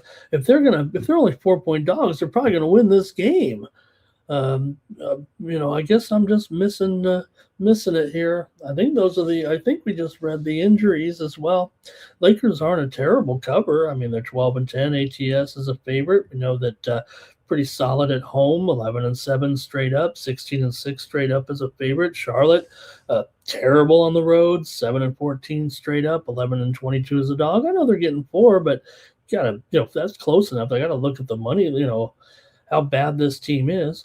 But Charlotte's been a moneymaker, no doubt about it. 23-17 ATS, 20-13 ATS is an underdog, and 12-9 ATS on the road. Charlotte has covered 9 of their last 12, but they're still 3-10-1 in their last 14 games ATS against the Lakers, and the Lakers have gone 5-2 against them here at home. So Lakers have gone over in 14 of their last 18 at home. We know they've been a big time over at home, but Charlotte's 12-21 to the under as an underdog, and Charlotte's gone under in 4 of their last 6 games. 6 of the last 9 meetings between these two teams have gone over. So please help me understand. I'm not a good sports bettor. I'm new to sports betting, as someone once said. And tell me why the Lakers. Is it just the ebbs and flows? What I try to do, like I always say, I try to play the algorithm, right? We're all going to have bad days. We're all going to lose to the Charlotte Hornets when we're supposed to win. But 4? Tell me what's going on here, gang, in the chat. Here we go. And it's going to be the Lakers beat them in Charlotte. Maybe Greg is thinking maybe a little bit of a revenge here. The Lakers won 121-111 back on November the 10th. Lakers did cover 8.5 in that game. Public Enemy likes the over. And let's see here. Lakers are not a good team, says 9 Legacy. I don't know about that. I still think the Lakers are. I mean, they're 24-14. I don't think they're, going downhill. Yeah, they're old. They're going to have some ups and downs, but I don't think they're that. I don't think the Lakers are that bad. I think they're a playoff caliber team. Greg here says he likes the Hornets in this one, and maybe the over. And, well, after all, Charlotte did beat the Thunder, remember? So I guess Charlotte probably going to win the championship this year, huh? Okay, Robert liking the over here, I think, in that one. Maybe I better look at the total. Maybe I better just go to the total, Robert, because of what we've seen here with this line, and I don't know what's going on because I don't understand sports betting. I'm going to take the Lakers. I can't handle it. Give me the Lakers here, and I'll just come out here and laugh at myself tomorrow and say, I told you so. Or Greg tell me, I told you so. The Hornets are number 1. I had when they first started, I had a cool Charlotte Hornets jacket. I thought, hey, this guy, you're a kid. I'm like, team's got a cool logo. And also another story when the Heat came out. I mean, this is so long ago. I think how old was I? Might have been 16 or 17, and I sent a tape. You know me, I like to do the play-by-play, and I think I'm better than I really probably am, right? But I've done play-by-play. I've done community college football. That's as far as I got. Community college football, some high school games, some all high school all-star games. So I guess that's okay for a wannabe broadcaster. But I sent a tape. I probably was 16 or 17 years old whenever the Miami Heat came out, and they probably just had a form letter, but it was all typed up, and it said my name on it, and said, good job, Ramon. We think you're a little young to be the play-by-play announcer for the Miami Heat, but maybe in a few years, we think you got a big future. Well, that never worked out. Here I am talking to you guys, but I did apply for the Miami Heat.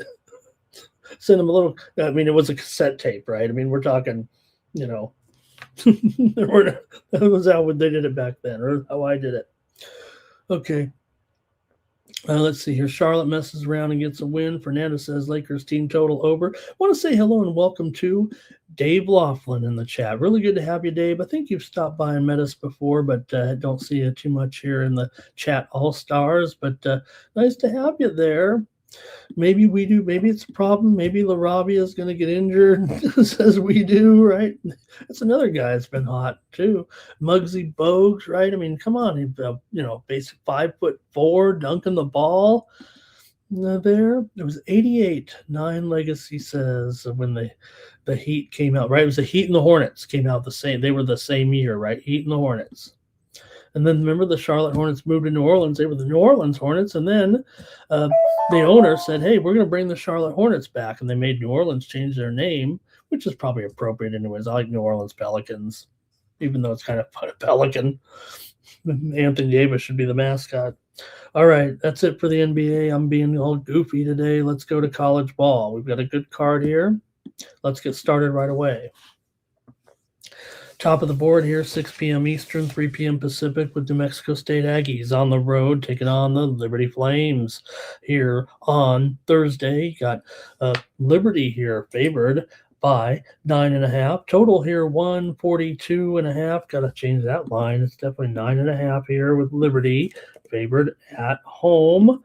And maybe it's ticked down. I'm going to call it 143 because I see some 143.5s out there as well. But got a nice little game here to start off the card here between these two. As we head to Conference USA, taking a look at the standings right now in Conference USA. Liberty is 5-0. New Mexico State 2-3 coming in. So Liberty's going to be a pretty big favorite here, of course.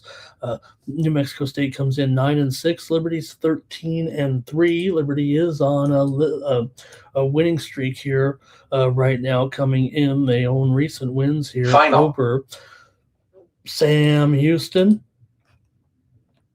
Louisiana Tech covered in both those, beat Jacksonville State but did not cover, beat Kennesaw and covered. They've done a good job here, 4-2 against the spread at home. New Mexico State just 1-5 against the spread so far on the road so far this season for the Aggies here. New Mexico State's lost 6 of their last 9 and failed to cover in 6 of their last 8 games.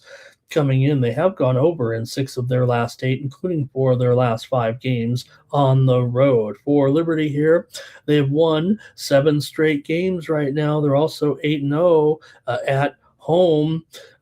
Liberty's gone under in 6 of their last 9 games. They've covered 4 of their last 6 coming into this one. They took the steam here this morning to move up from 8.5 or so to 9. So see what you have in this one with a decent game here with Liberty having a nice winning streak for sure and a great record. Do you think they can keep it going here in this one and blow out the Aggies?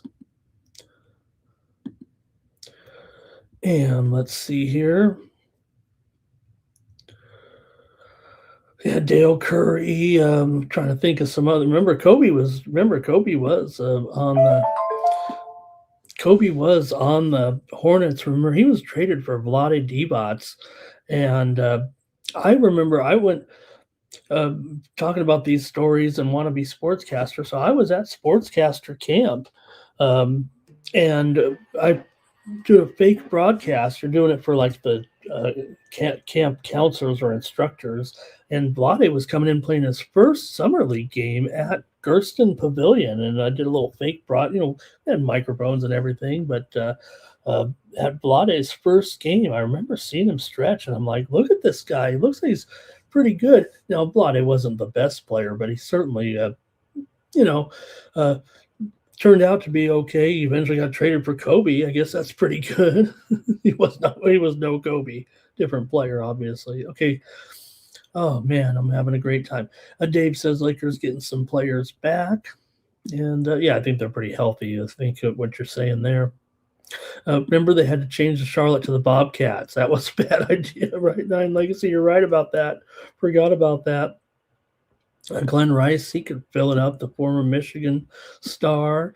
Greg here liking Liberty. I do too, Greg. Let's take Liberty here in this one.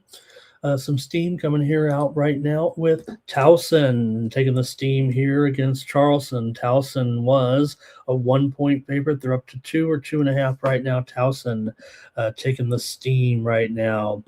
All right, and Stand On Biz made it today, and he's got Liberty, or everyone's just saying, I try to stay away from doing the Liberty commercial. It's too easy. All the talking heads do it, so I'm never going to do it. And if I ever do it, call me out. I'm never going to do it here. Although, the emu. I mean, pretty classic, right? All right, here we go. Next up, the Oakland Golden Grizzlies taking on Wisconsin Milwaukee here. College action on Thursday night with the Golden Grizzlies. It's not 2 anymore. I typed these lines in here a few hours ago as we were getting ready for the show. They're a little bit more than this right now. Oakland is up to a 4-point favorite here, maybe 3.5, but still not 2. Let me fix it here. Probably 165.5 here between Oakland and Wisconsin Milwaukee in Horizon action here on Thursday night. We'll take a look right now and see what's going on in the Horizon League currently. You've got Oakland here coming in 5-2. Wisconsin Milwaukee comes in here with a record of 4-3. Oakland had their 3-game winning streak snapped last time out, lost to Wright at home as a 4.5-point favorite. For Milwaukee, they snapped their long losing streak with a win over IU Indianapolis 95-83. A note to the talking heads: you need to stop calling them IUPUI. They are now, officially IU Indianapolis. I know some of the gambling materials still say it just because the programmers are too lazy to change them, but IU Indy here is often what they're kind of referred to now. For Milwaukee here, they come in with a record here of 8-10 overall. Oakland 9-9. Oakland's 10-7 against the spread so far this season. Oakland's been a big time over as a favorite. They're 6-1 to the over, but the steam came in on the under here in this one. Milwaukee 3-4 to the under as a dog, but Oakland's 12-5 to the over. Remember when Oakland used to be one of those big time tempo teams, and then they changed coaches, and all of a sudden they were one of the slow down teams, and then they got another coach and they went back to being a fast paced team. But that was a few years ago.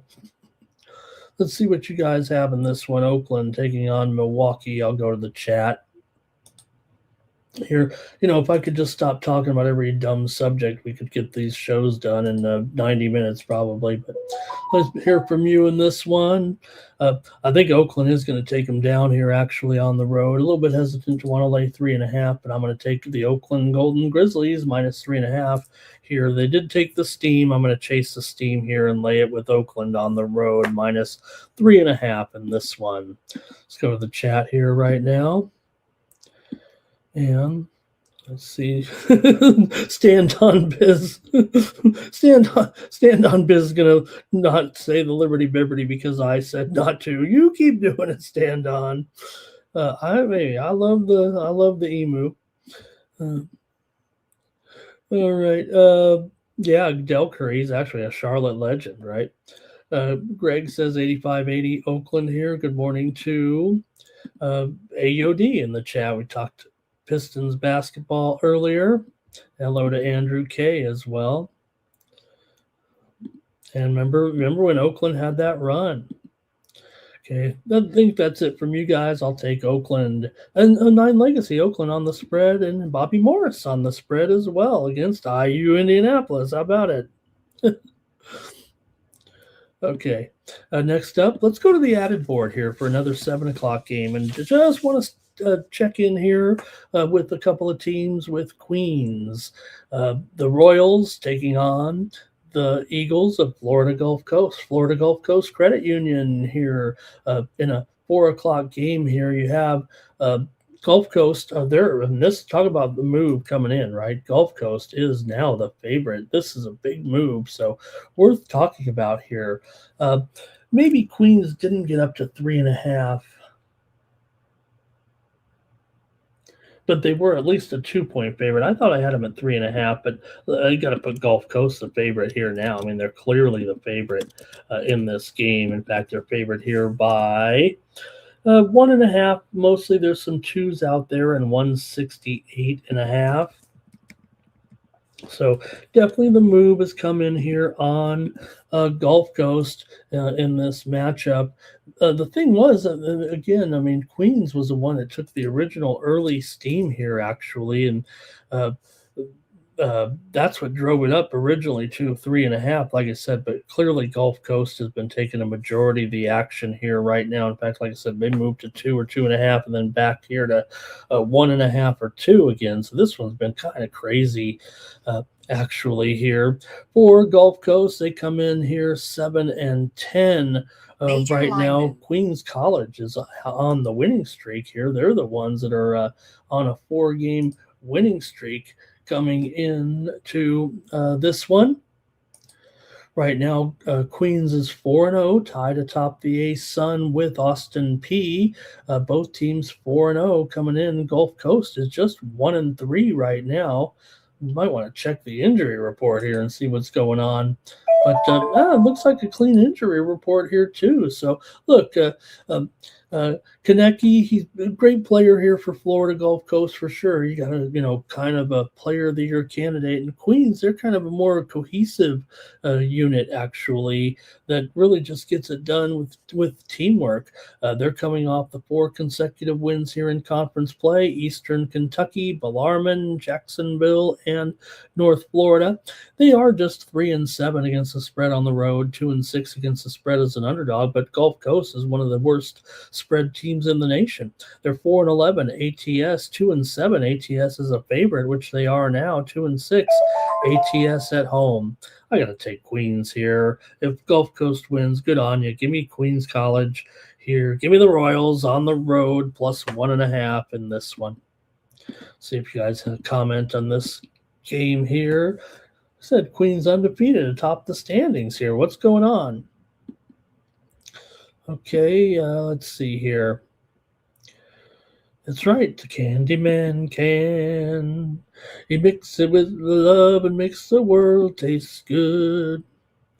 I butchered that one, but all right. Let's see here. 9 Legacy, Detroit, and Cleveland State.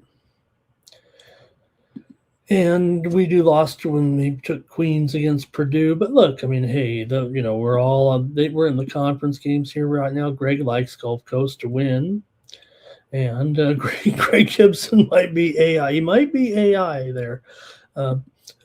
He's an NVIDIA chip. I didn't get to doing that project that I want to do. When I'm taking the chat, running it through Chat GPT, and it comes down with a brilliant story with everybody's picks. I don't know how I'm going to put it out there, though.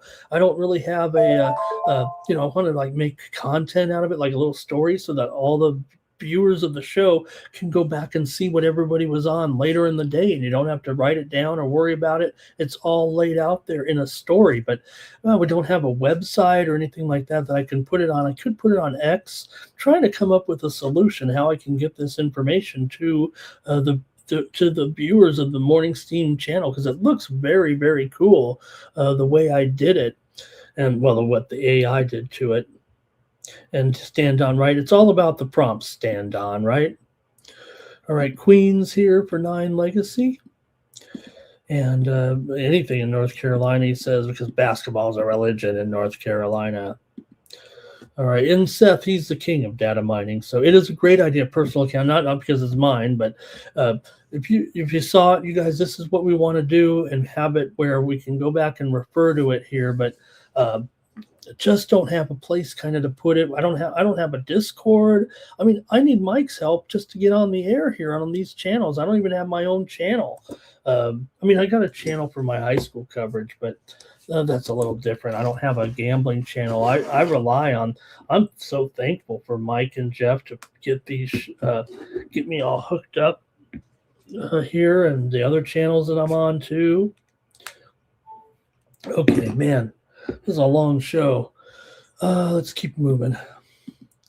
Alabama, we got here Arkansas State taking on South Alabama. Pretty good one here with Arkansas State on the road, favored in this one by 3.5, total 154 here. So Arkansas State taking a little bit of action here on the road, moving from 3.5.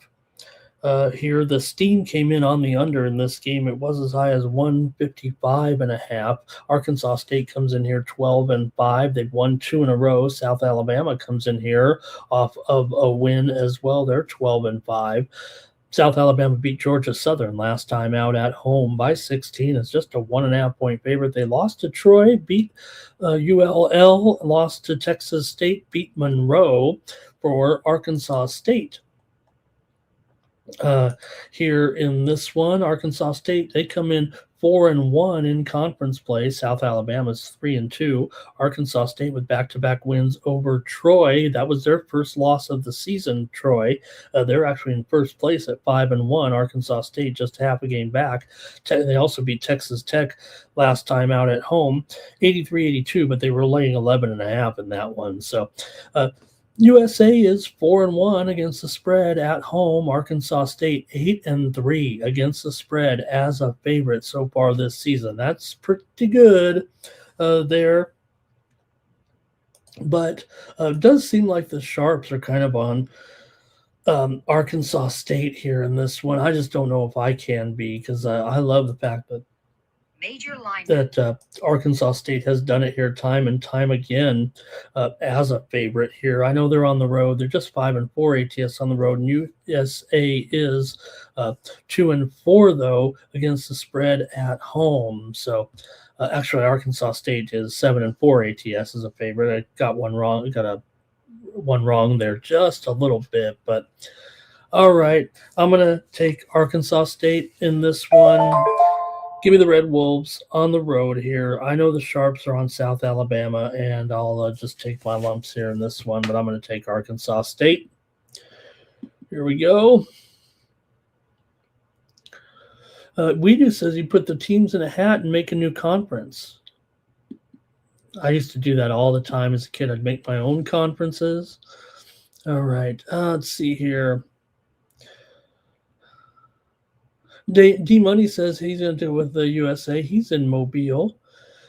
South Alabama personal account. Greg Gibson like in Arkansas State. He thinks it'll be a buzzer beater. Why not? We had a few buzzer beaters last night.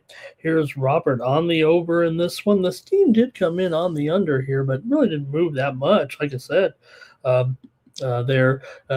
he did put the 153, and I think it has gone down here to a little bit to 153 or so. Maybe 154 though, Maybe Robert already bet it, and he gave us that line. But yeah, you can get 154 out there.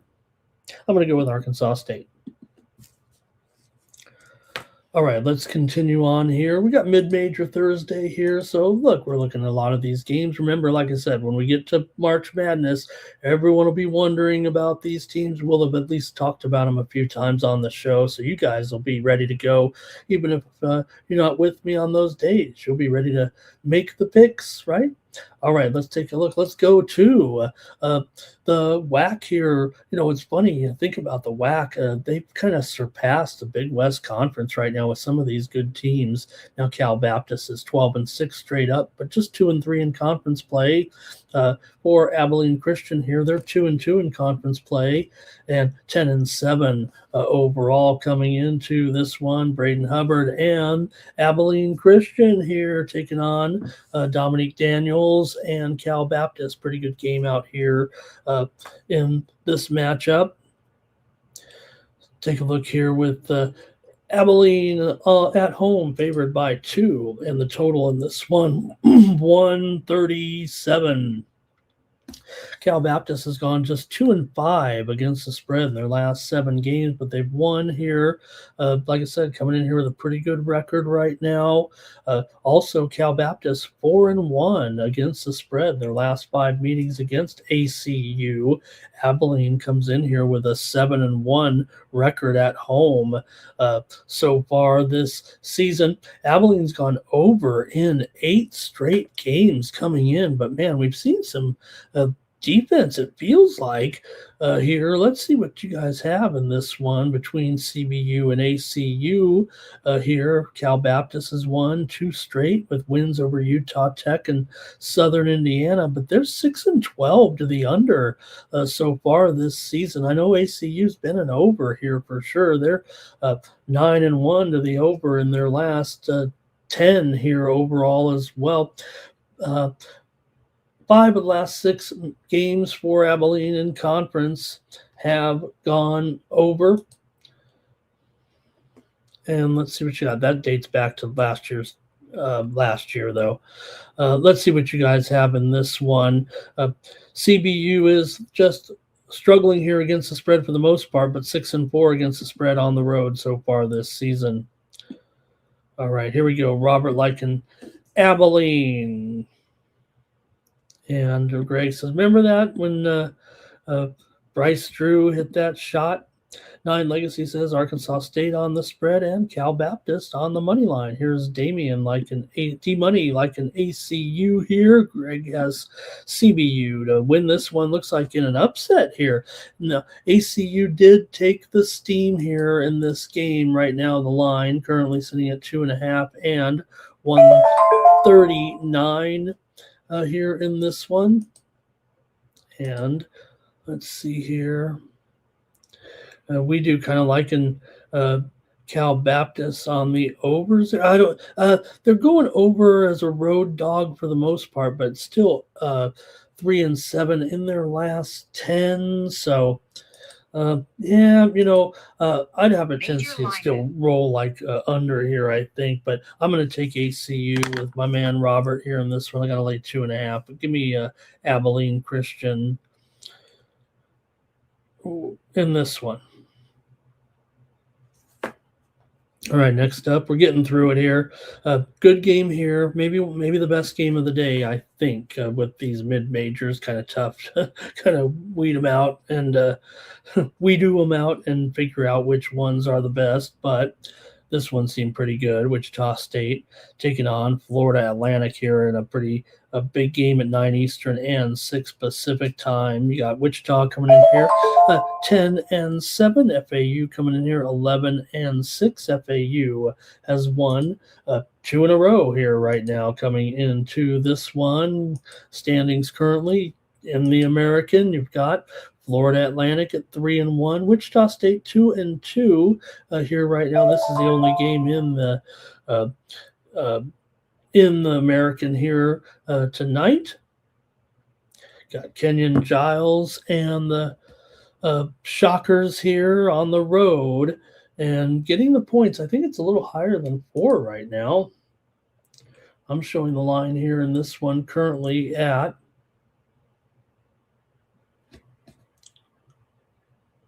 5 and 155. So Florida Atlantic definitely took the action here.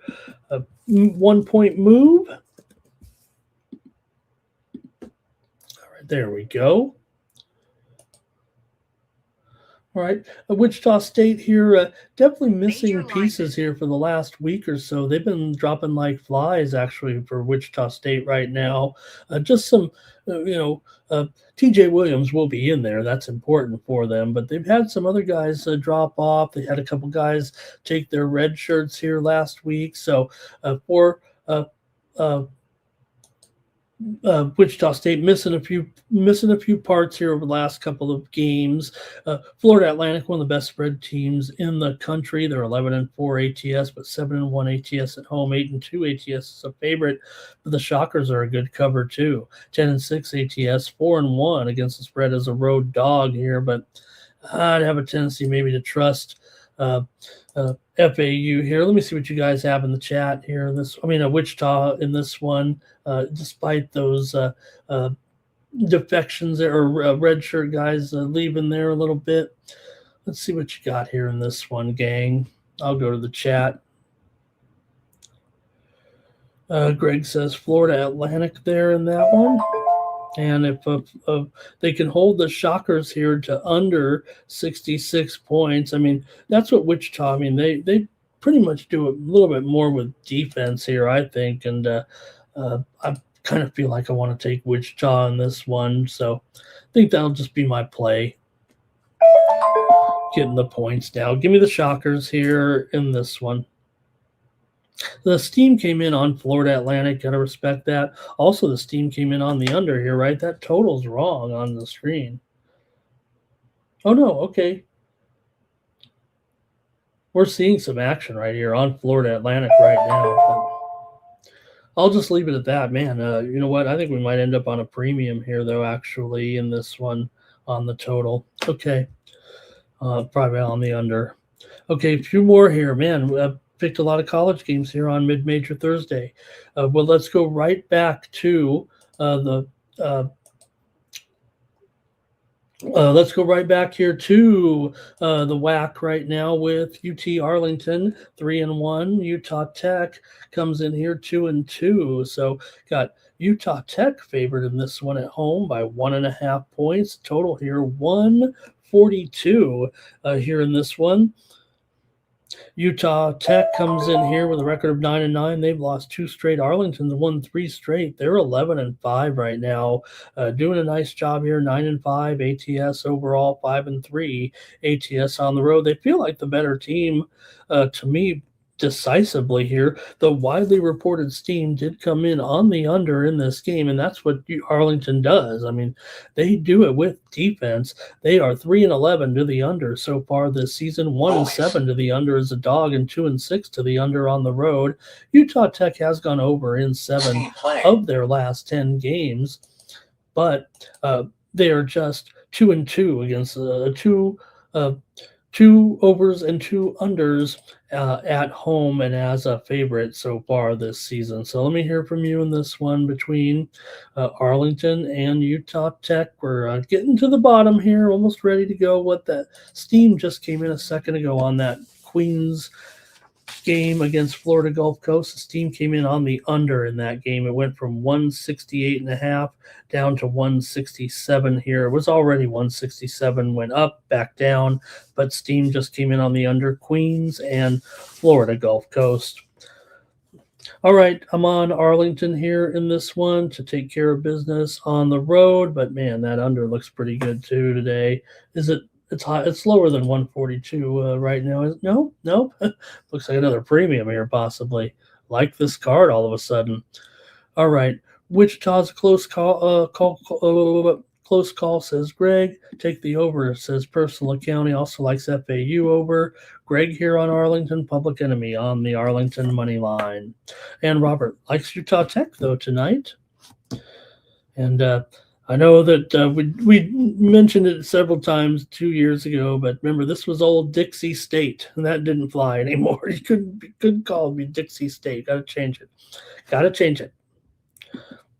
Let's go next here to CSU Fullerton taking on UC Davis here in this one. Fullerton comes in 8-10. Davis comes in here with a 9-7 record here currently, as we get down to action here. Talked about the Big West a little bit and how they've been passed up there by the WAC. For Fullerton, they come in here 3-3 in conference play. Davis is 2-3 in conference play coming into this one. Fullerton winners of 2 straight with wins over Northridge and UCSD. They beat UCSD on the road by 17 points. It's a 13.5 point favorite, a 30-point difference in that one. So pretty good win there for Fullerton. They've covered 3 out of their last 4. Davis comes in to a loss against Cal Poly. They did beat Santa Barbara at the Thunderdome, but they lost to Bakersfield 81-79 at home as a 10.5-point favorite. Still, both teams solid against the spread, but Fullerton's 8-5 against the spread as an underdog here this season. They took the action here, it looks like. Right now, the line is currently 3.5 and 168.5. Get to that steam in just a moment. Some steam in the background there. All right. Let's see what you have here with Fullerton taking on Davis here tonight.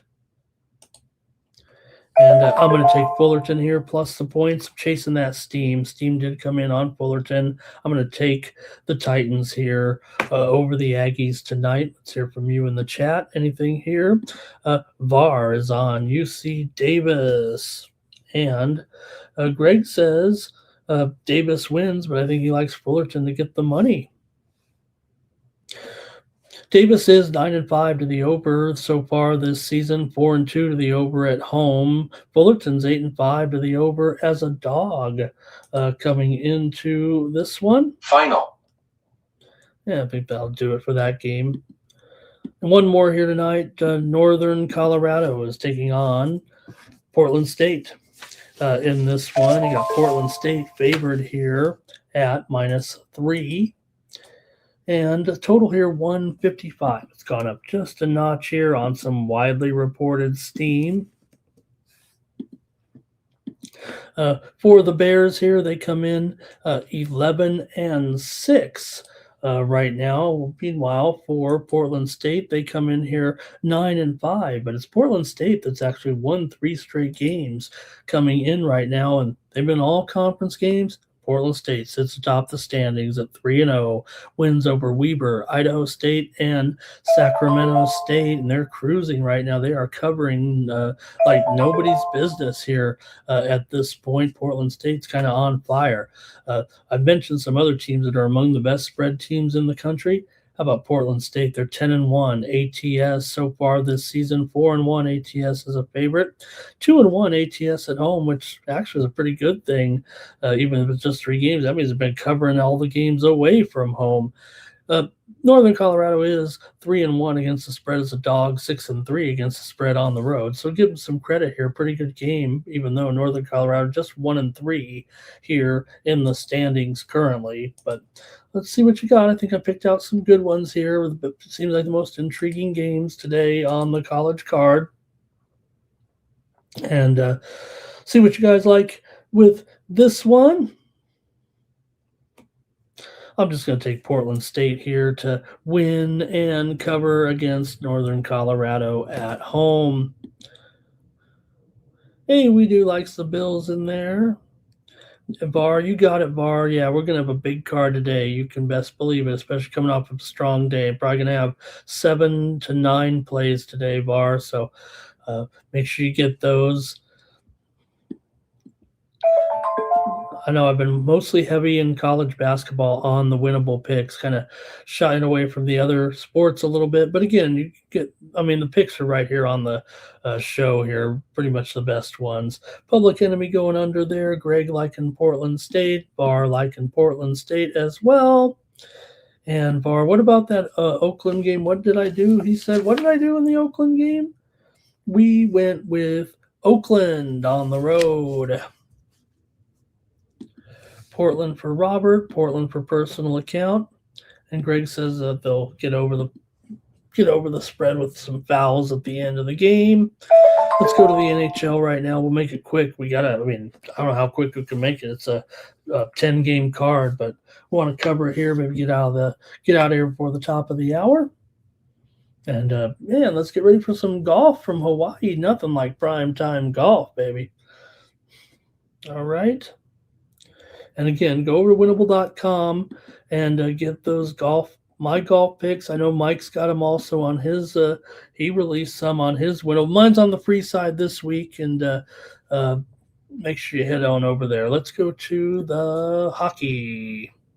Started off with the Habs on the road here, taking on the Sabres tonight. Canadians, looks like they're a slight favorite on the road. Let's fire up the goalie computer and make sure we got these right. We got a couple of them wrong yesterday, but that's all right.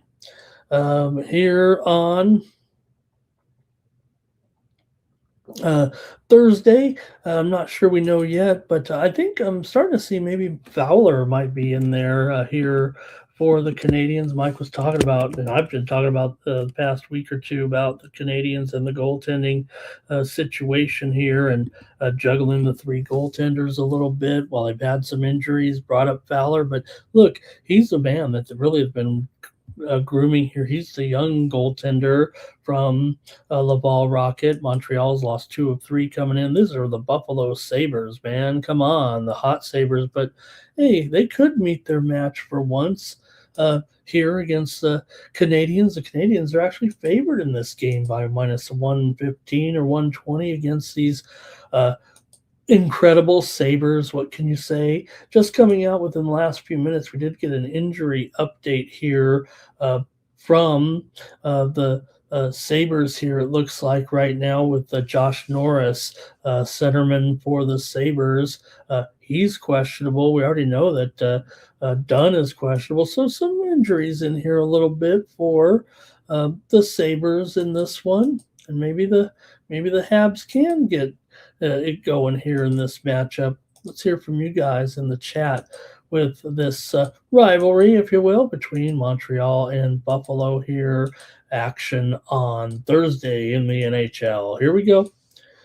Montreal has won 6 straight meetings between the two teams in Buffalo. Montreal's also won 5 straight overall against the Sabres.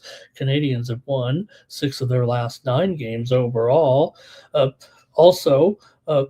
Montreal's gone over in 13 of their 19 road games this season. Buffalo's gone over in 4 straight.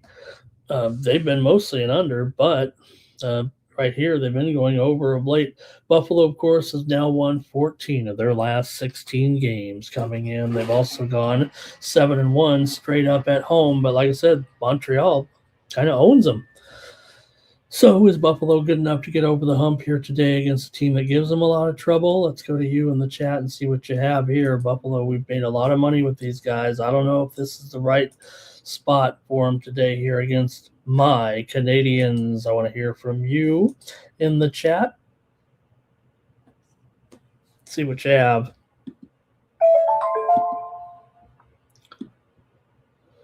Okay, Greg liking Buffalo here. Personal account says, I think LOL Montreal, I think that means pick on Montreal. And We Do says maybe it'll be maybe it'll go over there. I'm not sure. Greg says maybe they're throwing some bait out there to take Buffalo. Robert's on the Habs here in this one. Yeah, all right. I'm going to take the over in this game between Montreal and Buffalo here tonight. What does the line say there on the screen? 6.5 under 15.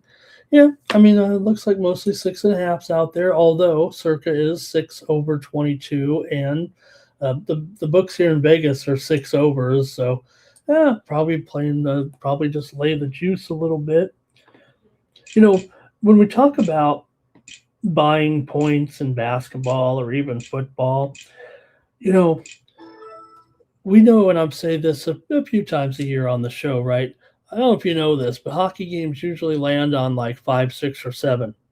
They don't land on like 129, 141, 119, 122, and 98, 150. It lands 5, 6, or 7. Sure. Is there 1-0? Yeah. Is there 2-1? Yeah. But is there 5, 6, or 7 almost every time? It is no matter who you listen to, and I'm not making this proclamation. I have listened to the guys that I think are those metrics guys, those gamblers that in hockey, if you are supposed to buy it every time. You are supposed to get off those, yes, do you want to get paid on 6.5 under and get even money here, or do you want to get 83 cents on the dollar and still get those pushes at 6? It's a huge difference in hockey to make sure that you are getting that best of the line here. Even if you're mixing it up a little bit, taking a little bit of one and a little bit of the other, you've got to make sure you get a little bit on that, the chalk number here pretty much. Okay. All right, I think that's it, though, for that one. I'll take the over in this one at 6/25 or whatever it is, but you can grade me at 6.5 on this show. All right. All right, next up here, we've got the Kraken taking on the Bruins in this one. You got the Bruins here favored on $1.60 or so. It feels like there's a little bit of a move on the Flyers here. On the Kraken here. Oh, you know what? I've got this one out of order. Darn. Oh, well, that's okay. This game's actually at 5:07. This one's been moved, I think, for TV here tonight, but that's okay. Let me just continue on. I don't want to screw around with it, but this is no, it's just an ESPN Plus game here. But is there something going on? Is there a ceremony tonight? Okay, well, whatever the case may be, let's get into it with Seattle here. Boston's hot. Maybe they need to freeze the ice a little bit with their 4-game winning streak. Streaky Boston, but they're looking good here again with 4 straight wins, 26-19-2. Meanwhile, Seattle 21-15-9. They've actually lost 3 or 4, but they were hot too. Remember, these teams just played here about a week ago, was it? 9 days ago? 7-4. Seattle got the win at home. Here, Boston won last year between these two teams in Boston 2-0. Got Grubauer here, looks like, going up against Korpisalo tonight. And let's see here. These guys are not confirmed yet. In fact, a couple of sites showing possibly the other goalies here, Decord and Swayman. But let's see what happens with you guys here tonight with the Kraken taking on the Bruins here. Kraken have been pretty solid here for sure of late. They've actually won here right now. 9 of their last 13. They beat Boston in 4 of the last 5 meetings between the two. Seattle 6-2 on the road. Their last 8 coming in. Seattle's gone under in 8 of their last 12 games. They're 18-27 to the under this year and 17-23 to the under as a dog. Boston's gone under in 6 of their last 9 games coming into this one. Boston's won not only 4 in a row, but 6 of 7, winning 4 of their last 5 games on the road here. But hey, Seattle, they've been good money here on the road for sure this season. I think one of the more profitable teams. You got Boston is one of the most profitable teams in the league this season, not named the San Jose Sharks. Boston comes in here up 9 3/4 units so far this season. One of the most profitable teams in the league. Not only that, they're also 8 1/4 units to the good at home. Meanwhile, Seattle, though, is also up 2 3/4 units on the road so far this season. Let me hear from you in the chat here with Seattle and Boston. Again, this is at 8 Eastern, 5 Pacific, because I've totally screwed it up here. And what do you guys think with this one? Go to the chat here. And it's going to be 3-2 Bruins here. And let's see here. WeDo says, say goodbye, 21-14 Kraken. I think he thinks they're going to be heading down to giving some back. Public Enemies on the Bruins. And Robert is on the Bruins here in this one. Also here, 9 Legacy with his plays. Says Kraken, Moneyline, Canadians on the money line. All right. I'm gonna go with the over here in this one with Seattle and Boston. I don't know I'm kind of mixed on which goalies we're gonna see, but I'm gonna take another over here. I think Seattle's gonna be. I think Seattle's gonna be putting the biscuit in the basket here tonight, if you know what I mean. Now here we go. Next up, Flyers and Pens. In this one, looks like Sammy Erson in the pipes here against Skinner. In fact, I think Skinner is confirmed here. Let me just check there for Skinner comes in here 14-12, 14-12-4 with a 2.71 goals against. He looked good in that last game, but they lost 1-0 to Boston when he was last in the pipes. He wasn't looking good there against Pittsburgh early on. With Pittsburgh early on, he had 4 goals against in his first 3 games, but since then it's been money actually for Skinner here after that slow start after joining the Penguins. Now all of a sudden 3-1 in 4 games with a 103 goals against and 95.5% save percentage. So the Flyers definitely been struggling here. The last 4 games, they have been dominated actually on the scoreboard. They've actually been outscored here 19-6 in the last 4 games with losses to Toronto, Tampa Bay twice, and Buffalo here. Philadelphia has been a terrible underdog this season, although Pittsburgh just 7-9 as a favorite. A little bit concerning here, but got Pittsburgh here, $1. Now I'm screwed up because of these times I messed up. I messed up my sheet here. Pittsburgh's up to about $1.70 here, and it's not because I've messed up the sheet. They're definitely on the move. They're taking a lot of action here, maybe because of Skinner. I know a lot of people have been talking about Skinner on the overnight shows a little bit. It's a great matchup here for sure. You've got Pittsburgh here, 22-15-5. Philadelphia, 21-14-4. So good matchup here in this one. I know I was on a show last night talking about Pittsburgh when they were, upwards when they were back down there at $1.50 or $1.45 or so. But man, they're obviously up here to $1.70 right now. Maybe I should look to the total. Let me hear what you guys have to say in the chat between the Flyers and Pens here tonight. 6/20 there, but look, I think draft Bovada's 6.5 under 20, DraftKings 6.5 under 25. I'm probably going to take the under, but let's see. Rangers got smacked. Greg says Pittsburgh beats their little brother 4-2. We got 6 dozen of you in here right now. I better pick some winners after going 4-0 last night on the ice. Give me the under here in this one. You can grade me 6/20 there if you want. That's fine, but I know I can get 6.5 under 25 or even under 20 here. 9 Legacy likes the Flyers on the money line. Next up, the Canucks taking on the Blue Jackets here in Columbus. In this one, man, my algorithm is really popping off over here, telling me take the Canucks here tonight. And I'm about ready to take the computer back and buy a new one. The way this is going, how can the computer go? Playing that algorithm. That's what I do, and this is supposed to be the spot for Vancouver, but God, can you really do it? Can you really take Vancouver here against Columbus with this long losing streak? I can't even read you any trends or any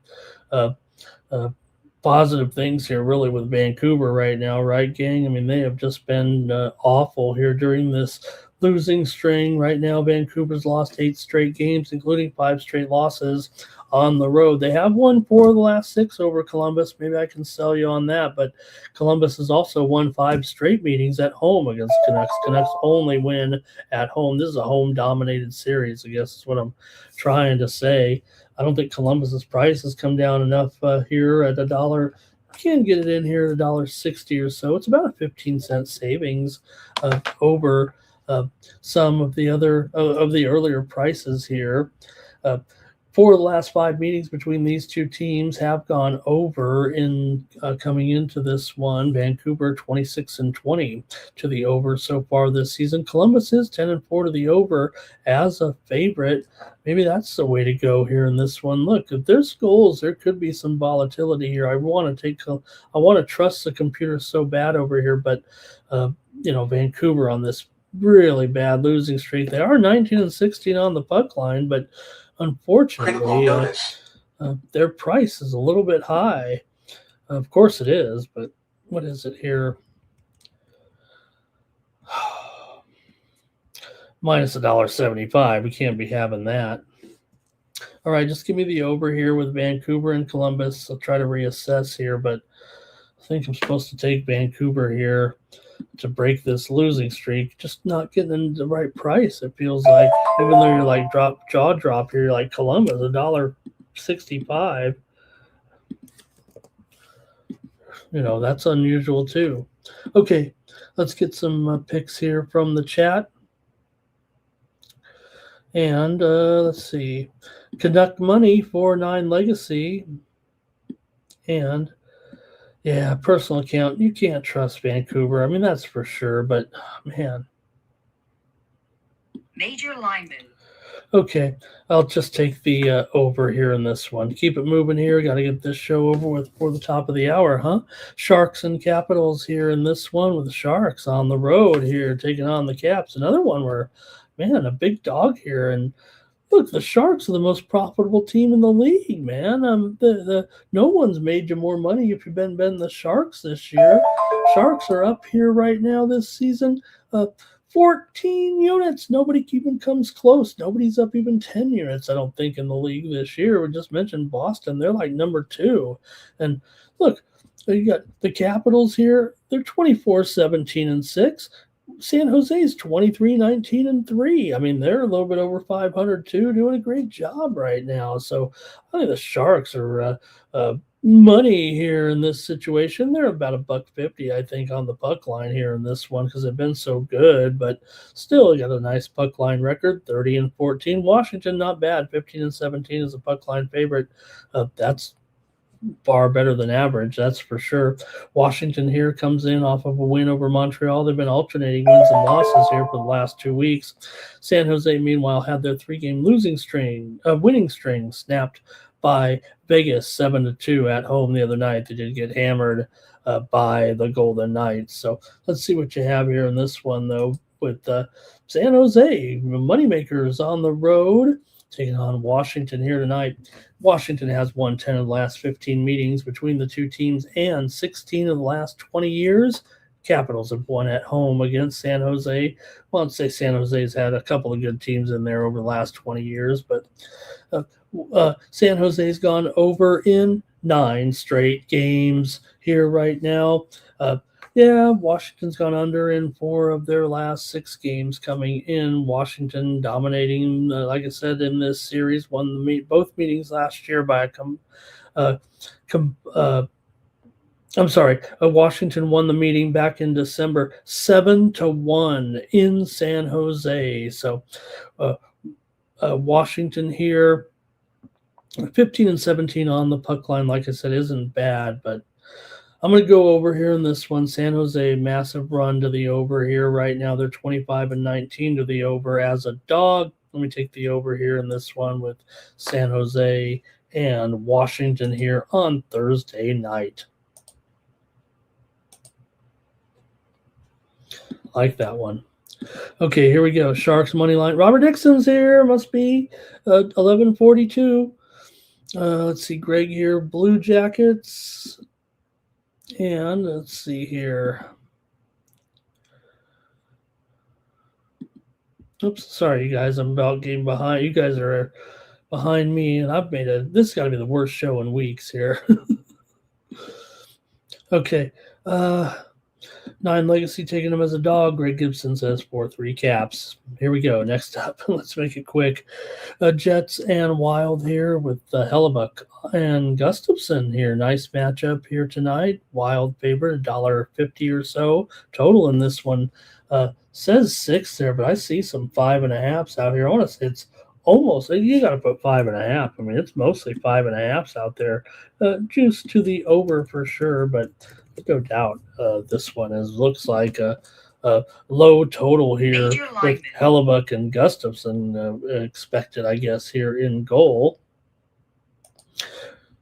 For Winnipeg, they've won 3 straight. I mean, they were on an 11-game losing streak, but here they are all of a sudden starting to win some games. And, is this good enough here against the Wild? I don't know if it is, actually. I kind of want to try to take the Wild here to end this winning streak. And look, you're getting a relatively decent price here. It's even down to $1.35 or $1.40 now. This has been great.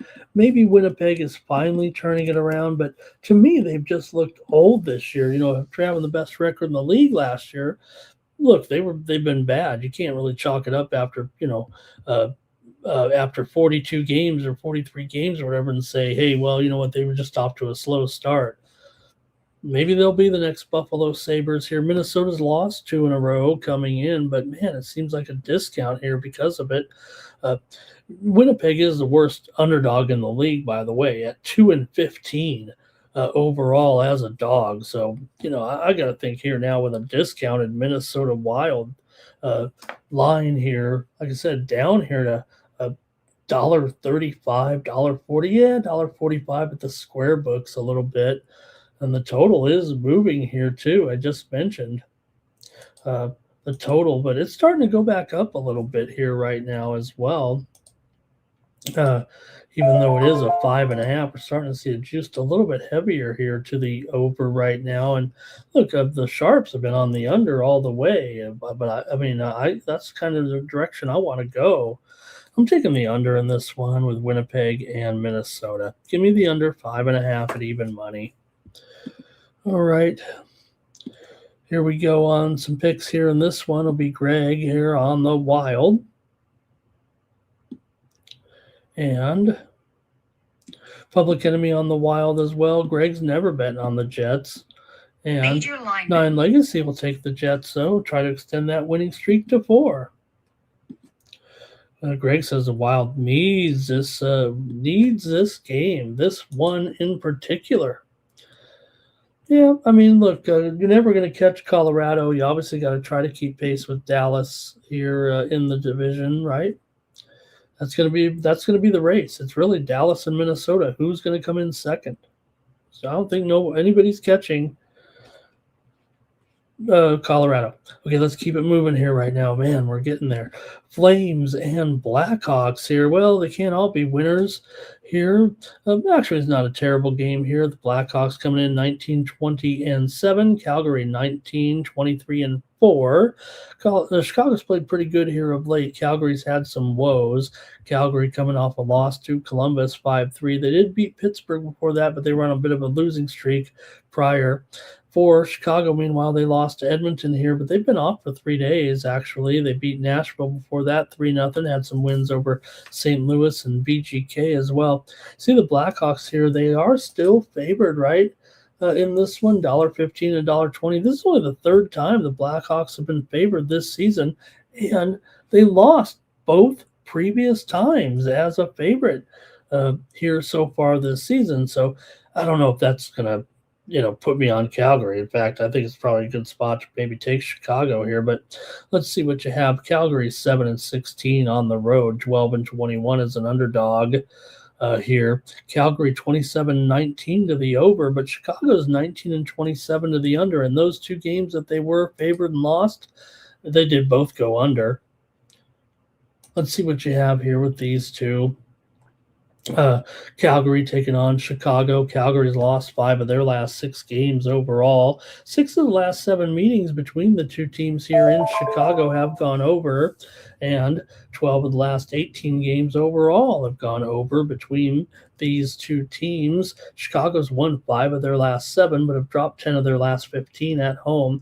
Calgary terrible in the division, having dropped 12 of their last 15 games overall in the Central Division, right, against Central Division opponents, of course.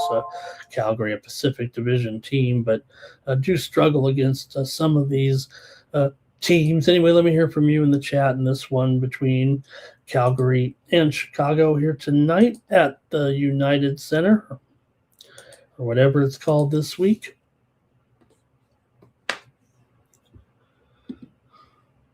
Greg's on Chicago. Personal account is on Chicago. Public Enemy likes the under. Greg, 9 Legacy on the Blackhawks as well. We do also. Everybody's on the Blackhawks here. Oh, except for Greg. He says the Flames. Let me take Chicago in this one. I'm going to take the Blackhawks to win at home against Calgary here tonight. 3 more, and then we're done. Thank you for putting up with me tonight. Islanders here and the Oilers. Hey, Tristan Yari in the goal here for Edmonton. How about that? Edmonton 23-16-8. Islanders are 25-16-5.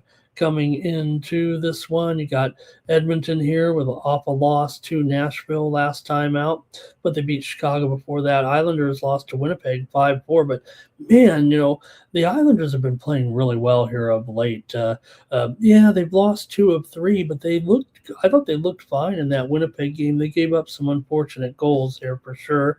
They also lost 2-1 to Nashville in a shootout, but other than that, I think the Islanders have been playing decent here right now. You got Sorokin going in here up against Tristan Yari here in this one. Yari's been, solid here for the Oilers with a 12-3-2 record coming in. But man, I don't know if I can pass at this price with the Islanders here tonight. Let me hear what you guys have. I'm taking the Islanders.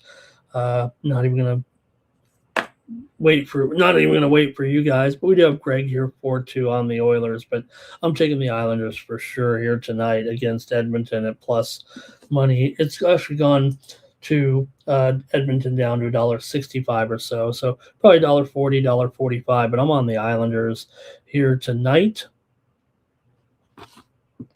And WeDo says, what is going on? Hawaii's playing somebody in the Big Ten tonight? What are you talking about? As Razor would say, what are you talking about? What are you talking about here? 9 Legacy Oilers -1.5.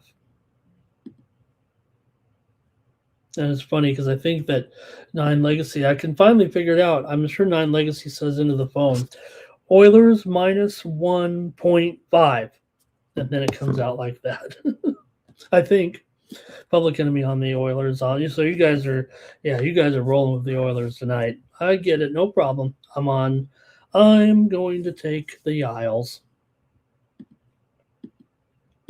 Stars and Mammoth here in this one. You got the Mammoth here, still a favorite here, $1.15 total, about 6 flat. See some 6 overs, see some 6 unders out there with this one. You got the Stars here, coming in here 27-11-9. Utah 23-20-4. Utah's been pretty good of late. They're coming in off of a win here last out over Toronto. Dallas, meanwhile, lost to Anaheim. Utah's in a little bit of a groove here, playing all right of late. Utah with wins here in 4 of their last 5 games. But Dallas owns this series. That's what makes this one kind of tough to figure out. Got a Dallas team that's actually won 11 of the last 12 meetings between these two teams. Dallas has gone over in 8 of their last 11 on the road, but Dallas has lost 8 of their last 10 overall. They're in probably one of their biggest slumps in a while. Remember, they were actually on a 6-game losing streak there before winning against Washington. Then they lost to San Jose. They beat the Kings before losing that game to the Ducks.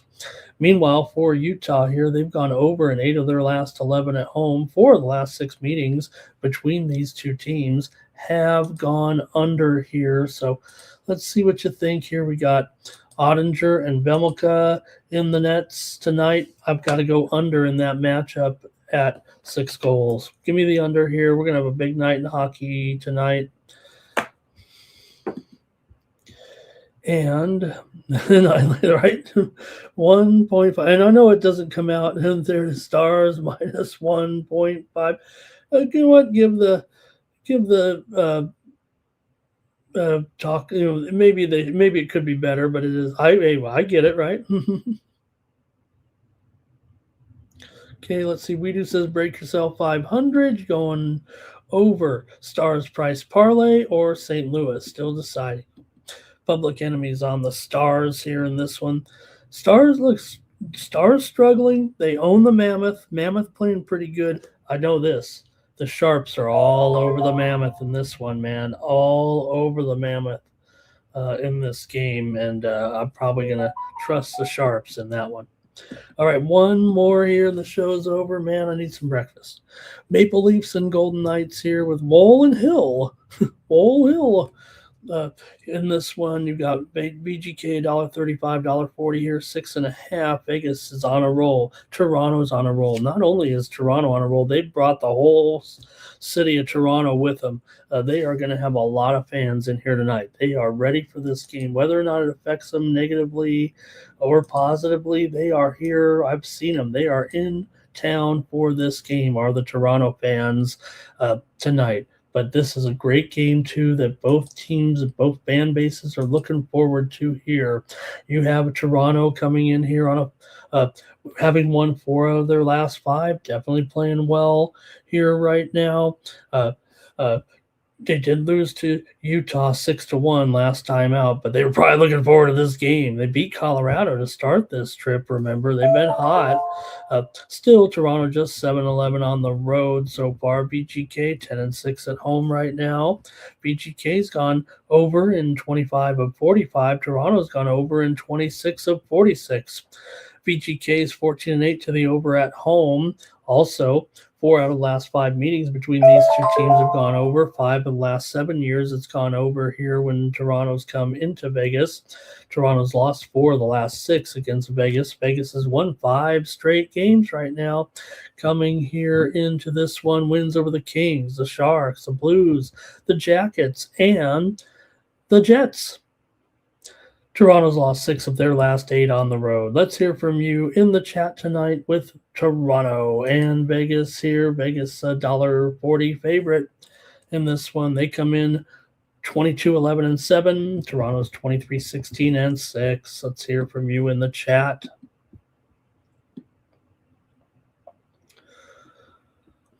All right. Let's see here. We do steal someone else's nights. You all are some bums. Here's Robert is on the Leafs. Public Enemy likes BGK here tonight. And Nine Legacy said, had Maple Leafs versus the Avalanche. Going to take them again. And Pharma Jake says go over. Yeah, I think there's going to be some goals here tonight. You know, BGK playing pretty darn well. They it wasn't an easy game there against the Kings, but they still did get it done. And for Vegas here, we'll see. I do have Hill listed there. It could be Lindbaum in there tonight, but we shall see. And let's see what you guys have here. And I think you guys got all your plays here in this one. I'm going to take the Vegas Golden Knights tonight to win at home. Give me the Knights minus $1.40, and that's going to do it. Whew. All right. Let's see what happens here today. Look, we gave the Iranians 24 hours to try to get it in gear here. Will we see today, you guys? Look, I'm supposed to be here making sports predictions, but did hear about all that movement last night with the planes, and they got to bring the aircraft carrier over. It's going to be a rough one if you're hanging out there. All right. Let's do the drawing, and the show's over.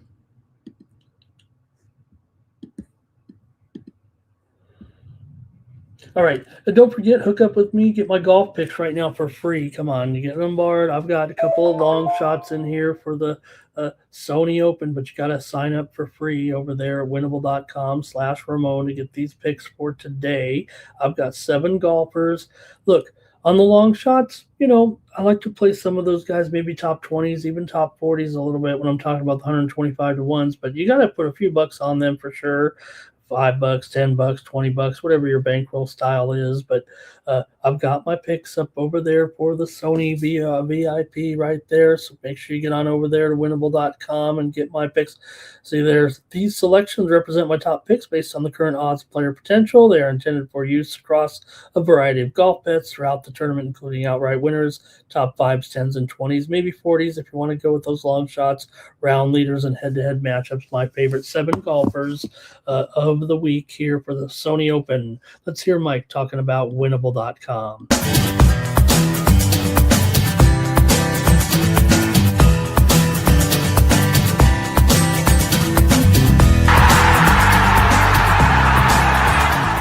Hey, it's Mikey Money here, letting you know the Sports Money team is live on Winnable. Come check out our best bets. For a low monthly cost, you get the very best bets delivered instantly to your phone by text the moment they're locked in. No delays, no missed lines, just the smartest plays at the best odds. We do the work, you get the plays, and they're sent right to your phone right when we drop them. Don't wait, don't guess, don't miss the line. Join the winning team today and start cashing tickets with Winnable.